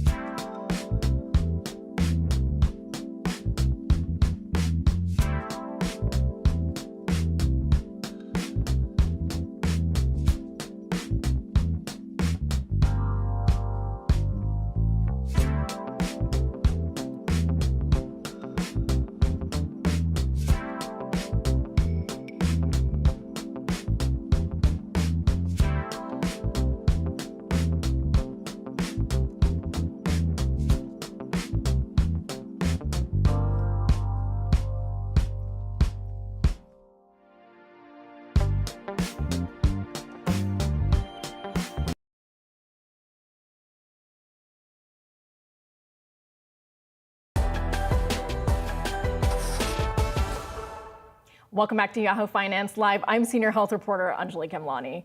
The healthcare industry faces a few major challenges right now, one of them specifically being staffing issues. Every month, we see the sector add hundreds of thousands of jobs, according to the U.S. Bureau of Labor Statistics. But still, it isn't enough to keep healthcare professionals from feeling burned out, and it's now impacting patient care, according to Philips' 2024 Future Health Index. Here with the latest on the challenges the healthcare sector is facing is Jeff DeLulo, Philips North America CEO. Jeff, thank you so much for joining me today. Listen, this is a big issue. We know that labor shortages are plaguing the industry. The burnout is real. What do we know about that? What does this index tell you? Yeah, so first of all, great to be here, Anjali. And I am really excited to be able to share some of the things because they're showing the very visibly the challenge that sits ahead of us. So for example, in our survey, where we talked to 3,000 healthcare providers across the globe in 14 countries, what they told us was 9 out of 10 of them, or 92%, were dealing with significant health or burnout related issues, particularly mental health was of major concern. And 8 out of 10 of them said they think that's actually directly impacting patient care. Well, we know that, of course, one of the issues that has been an issue for the industry is that there's the introduction of a lot more technology. And of course, Philips, you know this, being a health tech company. One of the parts of it is also the patient electronic records, and then all the multiple platforms that are trying to fight for space in the health ecosystem are actually burdening these doctors even more. So as someone who's part of this ecosystem, what's the solution here? Because we clearly can't find more bodies for these jobs. The high turnover that we've seen, the numbers we see coming out of the jobs reports is actually a lot to do with high turnover, especially according to Deloitte, there's some numbers that show that surgical specialties, medical specialties are the highest rate of turnover. So that is directly in your area. So talk to me about that. What's the solution here? Well, so there are a couple things that we think are really important in the data, because we're also seeing, while there's a high concern about staff burnout and impact on patient care, we see a lot of hospitals, 9 out of 10, adopting some type of automation or ability to look at AI. Now, AI can mean a lot of things. In our universe, we look at the world in terms of, I have a medical record, which is the single source of truth. And our job is to take all the data that we're producing off those devices and allow that data record to fully populate, taking manual tasks out of the way. So I can get a nurse that can scan something instead of typing it in, or I can just get a reading right from a monitor and translate it, liquidate it immediately to a medical record. I can then start to inform caretakers on a treatment path without actually having to interact and do a lot of manual activities. That's a big win for us. Now, you mentioned that we have a proliferation of technology. That's true. But fundamentally, at least from Philips' perspective, interoperability is the name of the game. If you think about the journey that we're on, you need the technology and the innovation, but it has to be organized in a way. CEOs and CIOs will tell me, don't kill me by a death by 1,000 cuts, orchestrate it for me. That's why we're proud to lead in our orchestration of that with an informatics platform that can look at extracting from the device, liquidating and organizing that data along the care path to interact with doctors wherever they are, not always in a hospital, and then intelligent data insights and decision support for them to help make them able to work at the top of their licensure, as opposed to having them chase record consolidation and do a lot of manual work to sort the data. At the same time, we know that it's not without its problems. The technology broadly, we saw the problem with the Change Healthcare attack. As a health tech company, you've also dealt with some issues, problems with the technology itself, with the machines themselves. So it isn't perfect. And I know that's sort of the crux of your point as well. So with it being imperfect, what kind of rollout should we be expecting of this in the healthcare space, considering that safety, privacy, as well as control over patient health information is paramount in this environment? Yeah, well, I think, so go back to the idea of forming ecosystems, right? There's some things we do really well at the device and the informatics level, but when you want to move something at scale to, let's say, the cloud or to a backbase that allows hospital networks that are consolidating pretty dramatically to really scale across their entire network to not have disparate pieces, you've got to be able to work in cooperation with the Microsofts, the Googles, and AWS Health to be able to integrate our application-based data into these cloud-based platforms that provide the backbone for security, particularly cybersecurity. Also with the DoD and the VA, we have a high mandate to be able to do that really well. So part of our value proposition is not just the technology on the boxes or even the amount of AI you can do around a specific scan or a patient event. It's how we can integrate across the entire ecosystem. That takes a lot of partnership. It also is one of the other issues I think about is how, telehealth was supposed to solve the healthcare desert problem. It clearly hasn't, right? I mean, yes, we have some more proliferation than before. The pandemic certainly helped with that. But if we haven't been able to solve the basic access problem, what's the point of all this technology and AI? Well, depending on what you specifically talk about in terms of telehealth, for example, a point solution will not necessarily solve the problem. What we try to do is work and partner with hospital networks for patient and patient-centric care back and provider-centric processes, right? So if we're thinking about a deployment of information technology to be able to orchestrate that flow, it can't just be a kind of a consumer event.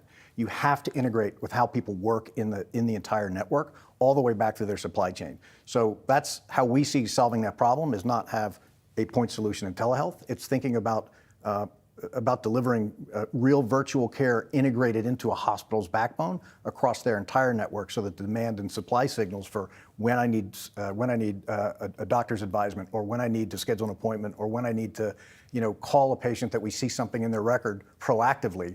We're doing that because we're part of that health record that I talked about earlier. Sounds like we still have some ways to go, in a nutshell. There's work to do, and we're learning every day. Definitely. Well, thank you so much for the breakdown. Jeff DeLulo, Philips North America CEO. Much more on wealth after the break. You're watching Yahoo Finance Live. Stay tuned.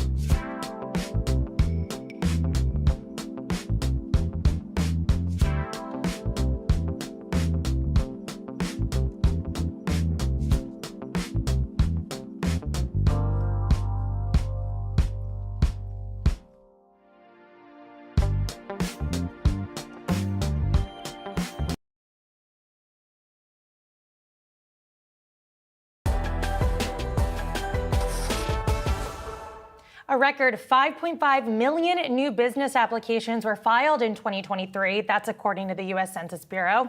That's an increase of 8.7% from the prior year. So with more and more people starting their own ventures, we want to talk about the expertise people need to scale their businesses. Here with more on how to get your company to the next phase of growth, we have Natalie Dawson, Cardone Ventures co-founder and president. Natalie is also the author of the new book, Start the Work: How to Duplicate Yourself and Scale Your Business. Natalie, thanks for being here. I want to start with this tricky environment that we're seeing for business owners. Rates are high. There's a level of uncertainty about where things will be heading. What should business owners be prioritizing to not only succeed right now, but to really thrive within the next 12 to 18 months from now? Well, a funny fact is that out of 35.5 million small to mid-sized business owners in the United States, only 600,000 of those businesses have greater than 12 employees.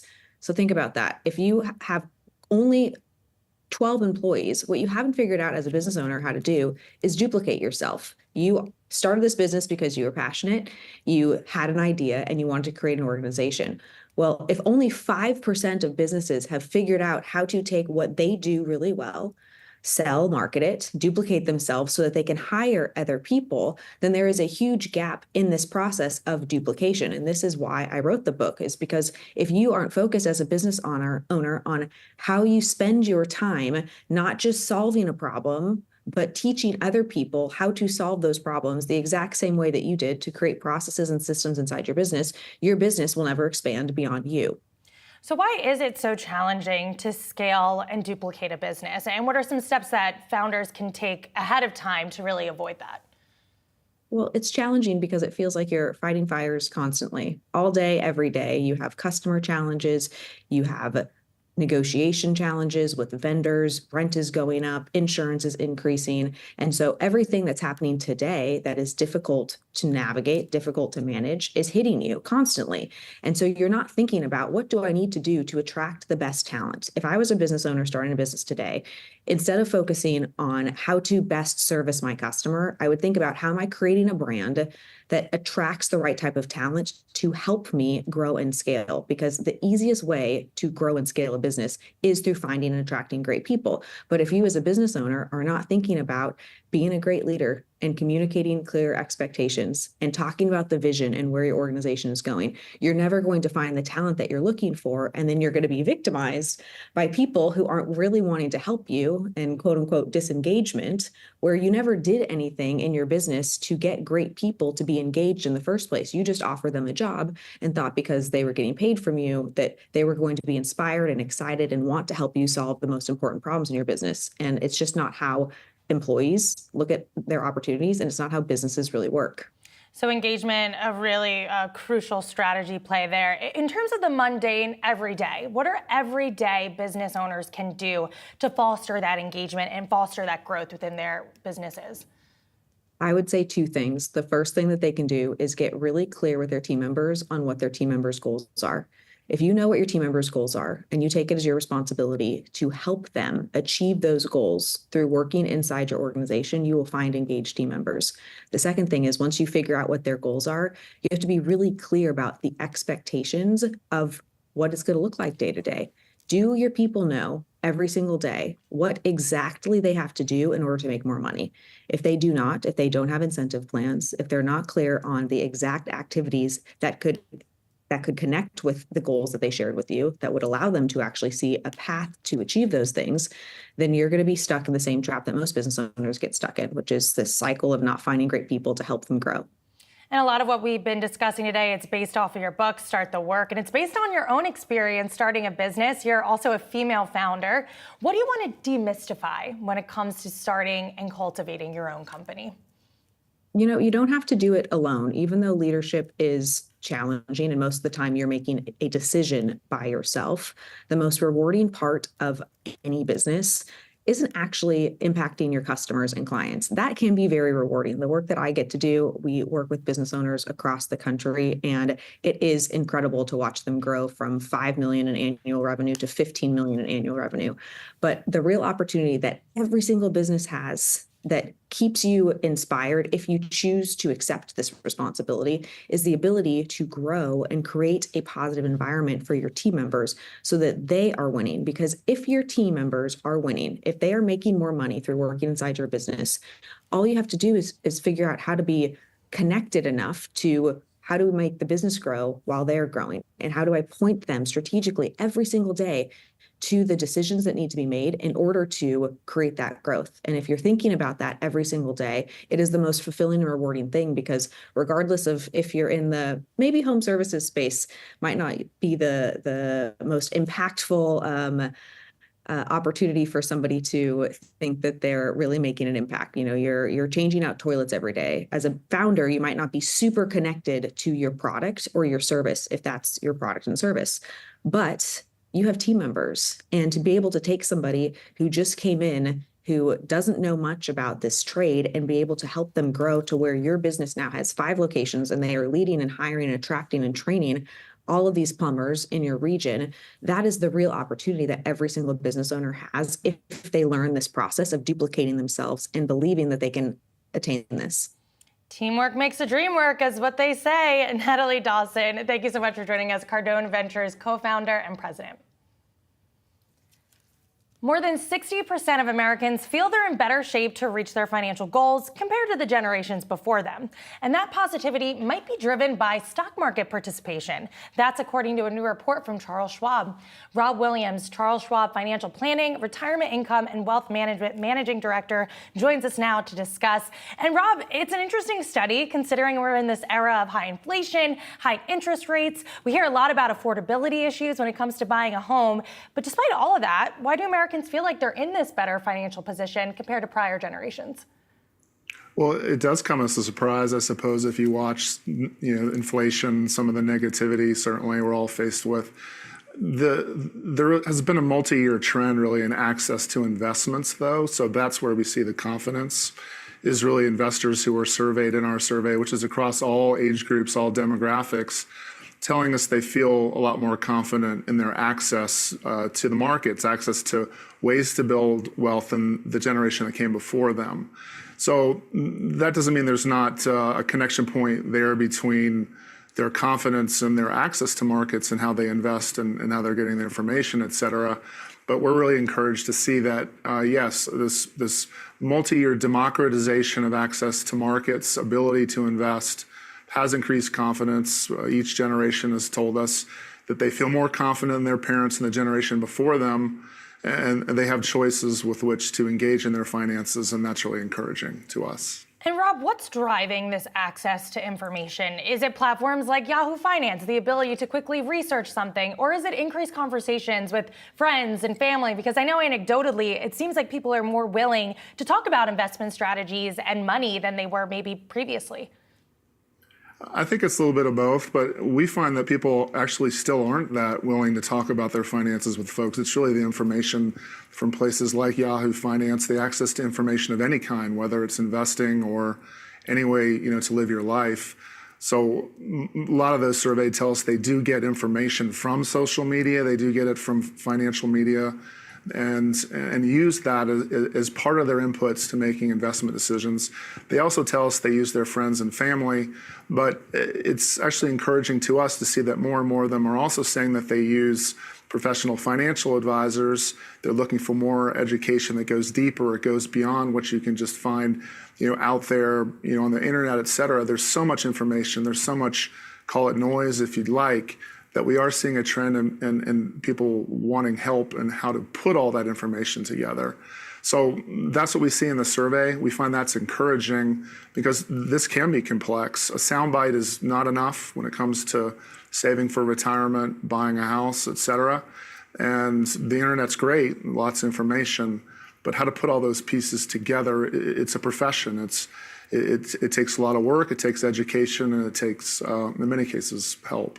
And to that point, only 1 in 5 Americans say they are on top of their finances, according to the survey. What steps can people take to make sure that they don't fall behind? Right. So part of putting order to noise, that's how I kind of describe it, is to have a plan. And so you have a lot of choices, but what are your priorities? What steps are you going to take? Are you going to save for a house first? hopefully get started saving for retirement.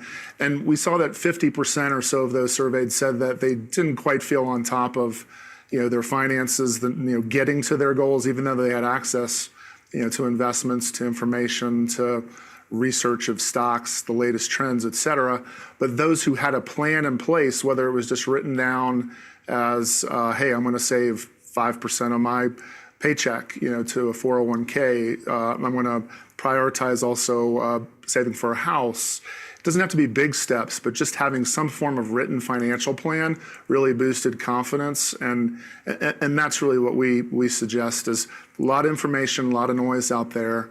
But whether it's on your own or hopefully with a financial professional, a certified financial planner, putting all those pieces together, a little bit like a health plan to really increases confidence and helps put all these pieces together. And what's the biggest financial planning hiccup that you tend to see with your clients? Well, I think it has been starting late and saying, well, I can do that tomorrow. I can wait. And it's really encouraging that even Gen Z, the youngest generation, has said that they're starting and saving and investing earlier. Certainly not all, but those surveyed said that they started way before their parents did. The average boomer says they started investing at age 35 after starting to save at age 34. So the biggest mistake is not starting early, because that is really the magical power of investing, compounding. Being an owner in the US and global economy is really what it's about. Not picking individual stock, not the hot trends. Certainly, we can start small. We can start with a few dollars saving and investing. That grows your confidence, your education expands. But as we mature and sort of have more at stake in our finances, starting earlier, learning from mistakes, getting help when you need it, all of those things are really, those are the success stories. The biggest mistake is to not engage, learn, and get on that path at a young age. Some great advice there. Rob Williams, Charles Schwab, Financial Planning, Retirement Income, and Wealth Management Managing Director. Thank you so much for joining us. Thank you. Coming up, student loan debt is expected to play a key role in the upcoming election. We'll tell you why next.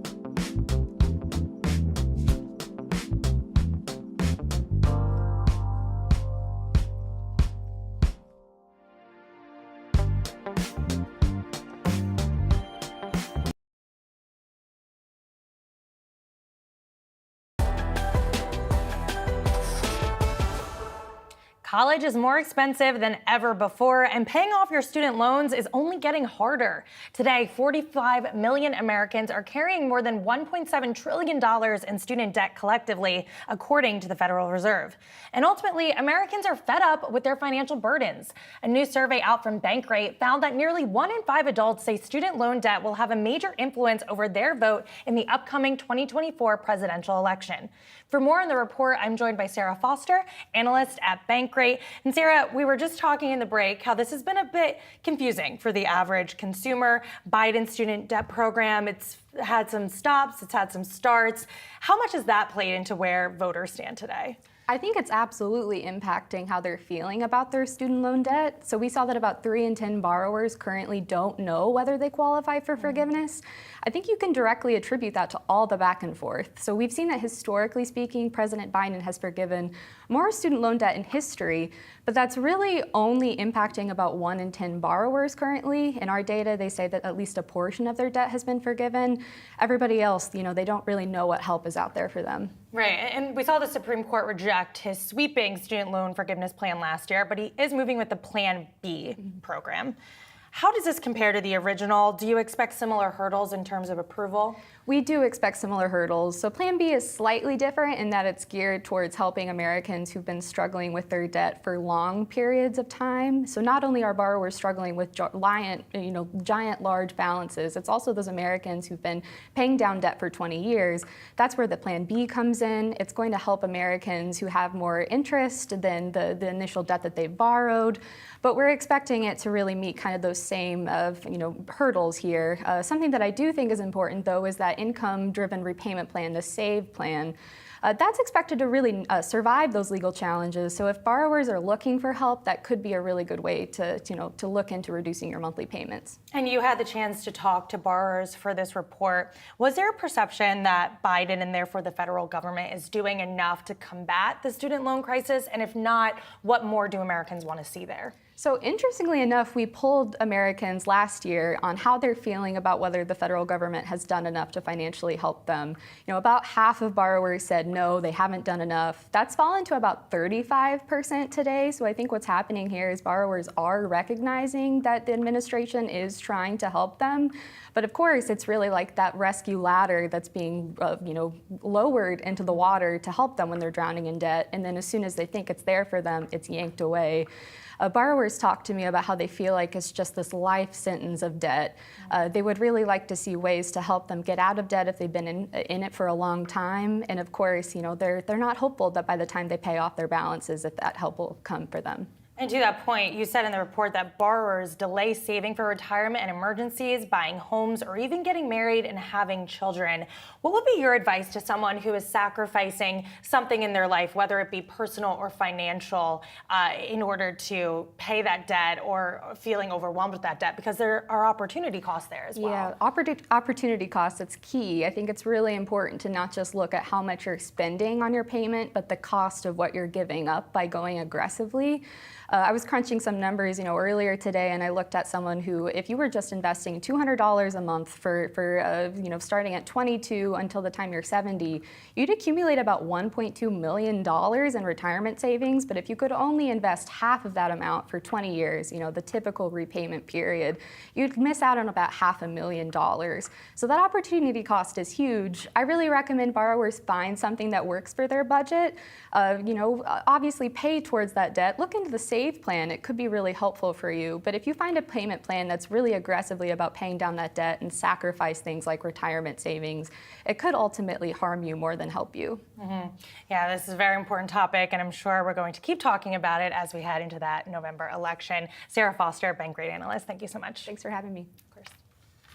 Americans who choose to pay some or all of their income taxes quarterly are increasingly getting fined for underpaying. Here to explain why is Yahoo Finance's Carrie Hannon. And Carrie, this is something that affects many Americans, so what should folks be keeping in mind? Yeah, it truly is something that's easy to skip by because But the fact is, so many people are contract workers now or gig workers, and this can even touch, retirees and small business owners. So it's important to make your quarterly tax payments to the IRS.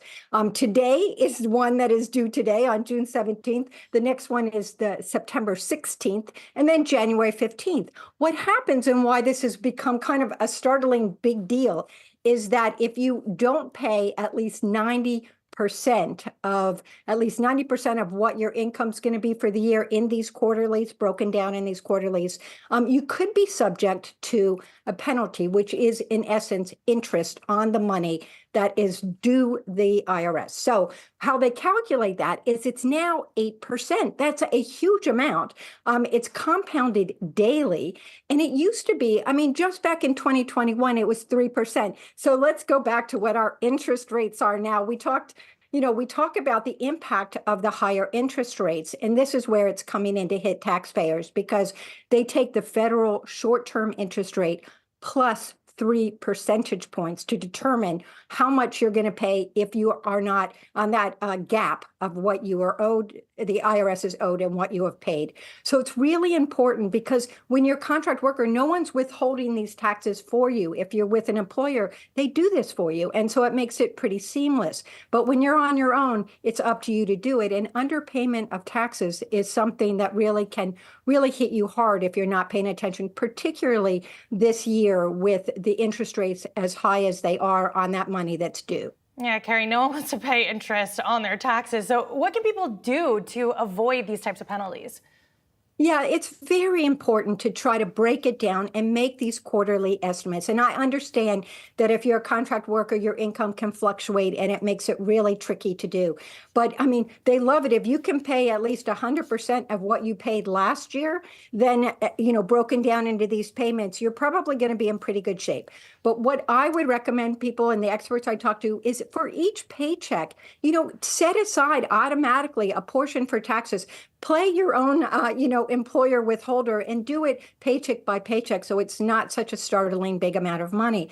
The IRS has an individual taxpayer center that is very helpful at answering some of these questions. I personally like working with a tax advisor because they can help you. I know for me, I freelanced for many years. My accountant would send me you're ready for your quarterly payment. This is how much you should send. This is where you send it to based on last year's tax return. So he broke it down for me, but you can do this yourself and through tax software can help you as well. But I think it's very important to pay attention and try to automate these payments for yourself so you make sure you don't miss these deadlines. Again, the final thing I'll say is just pay something, even if you miss whatever that deadline, the June 17th or the September 1, whatever it is, pay anytime because the compound is daily. The compounded interest is daily. So you get something in there, you're going to reduce whatever that potential penalty could be. There are little ways around all of this, of course, but this is the general rules. Very important information to know. Carrie Hannon, thank you so much. Thank you. Coming up, funding for Black businesses has declined over the last 4 years. We'll dive into why and get the tips needed to help entrepreneurs grow. That's next.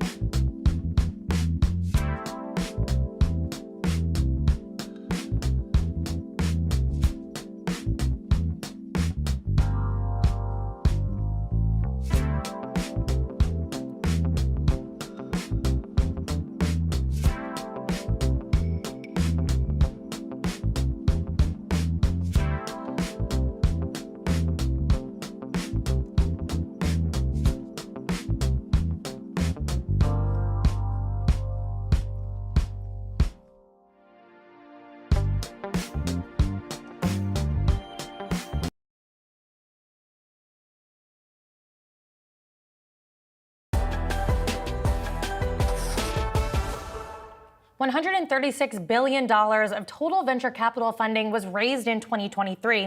Of that funding, Black founders received less than 0.5% of the funds allocated. That's down from 1% in 2022 and 1.3% in 2021, according to Crunchbase data. With funding for Black founders on a steady decline, what does this mean for new business owners? For more, we have Darren Dodson, founder and managing director of Illumin Capital, a VC fund of funds focused on bridging racial and gender bias. Darren, a pretty stark drop there. Why is this type of funding on the decline? Well, one of the reasons why this funding is on a decline, we believe at Illumin Capital, is because of implicit biases that face Black and Latino entrepreneurs. Despite the incredible growth trends in terms of their buying power as business owners, as well as demographics of people, we think that a lot of people are overlooking and underestimating this really important market. What's the long-term impact on this type of bias in the VC space? Well, you know, Charlie Munger had a saying that compounding knowledge is followed by compounding returns. And one of the things that we find is that the long-term impact of biases prevents compounding returns over a long period of time. What we do is we focus on working with investors and investing in fund managers that then go on and compound knowledge around addressing biases in financial markets. We're not the first ones to do this. Actually, Daniel Kahneman won the Nobel Prize in this area of addressing biases and looking at the ways in which addressing these biases create economic value. So Illumin is focused specifically on investing in diverse businesses with underrepresented founders. What do you look for when it comes to those founders, when it comes to those companies, when choosing who to invest in? Well, one of the things we look for is the outperformance of fund managers and companies that are led by women and people of color, partially because they make up only 1.3% of $82 trillion in capital, whereas the demographics of these folks is much larger. In addition to that, we published our own research in collaboration with Stanford Spark, a really important think, do, take at Stanford. And what we found is that the higher that Black fund managers perform, the more bias they face. So that means that much of the market is missing outperforming entrepreneurs and outperforming fund managers when tested against their peers that aren't Black. So we believe there's a massive investment opportunity there, and the data suggests that as well. And what resources are there for Black entrepreneurs who are struggling with funding?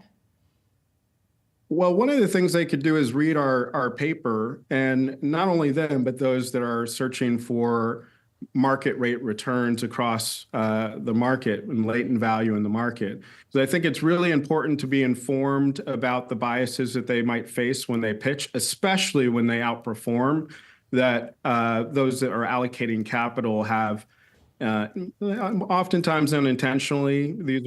These are implicit biases in many cases, but nonetheless, they create material outcomes. And when we think about the pension funds, the sovereign wealth funds, the university endowment managers that we tested in this study, and we found that systematically they overlooked the outperformance of Black managers, we see that there's a lot of work to do for asset allocators to also address their biases. And for VC firms that want to boost their diversity investments, what's a good first step to correcting some of that bias? One of the things that they can do is look at their hiring, promotion, retention, and attraction of talent processes. And they can look at systematic rubrics for making sure that they're addressing these biases and not asking different questions, for example, to women and people of color than they ask to other candidates in the application process, which we find, again, is systematic throughout the process and one of the things that leads to bad investing and also missing tremendous economic opportunities. If we look at the investment process, in addition to the hiring process, we also see that these biases can be exacerbated, and because being second best in venture capital can be a significant impact on returns, we think it's really important that they address these selection biases when race or gender is present in the leadership of companies and treat them similarly to the other companies that they select. Darren Dodson, Illumin Capital founder and managing director, thank you so much for joining us today. Really appreciate it. Have a great day. Let's do a final check of the markets here. It seems like the Dow is flipped into positive territory there, hugging the flat line. We have the S&P 500 up about 0.2%, while the Nasdaq is up about 0.1 percentage points there. Take a look at crude oil edging slightly higher, trading above $79 a barrel. Small caps, we were talking about that with Tom Hayes, still struggling, down about 0.5%. That is it for Wealth. I'm Alexandra Canal. Thank you so much for watching. And stay tuned for Market Domination with Julie Hyman and Josh Lipton. That's coming up at 3 p.m. Eastern. You won't want to miss it.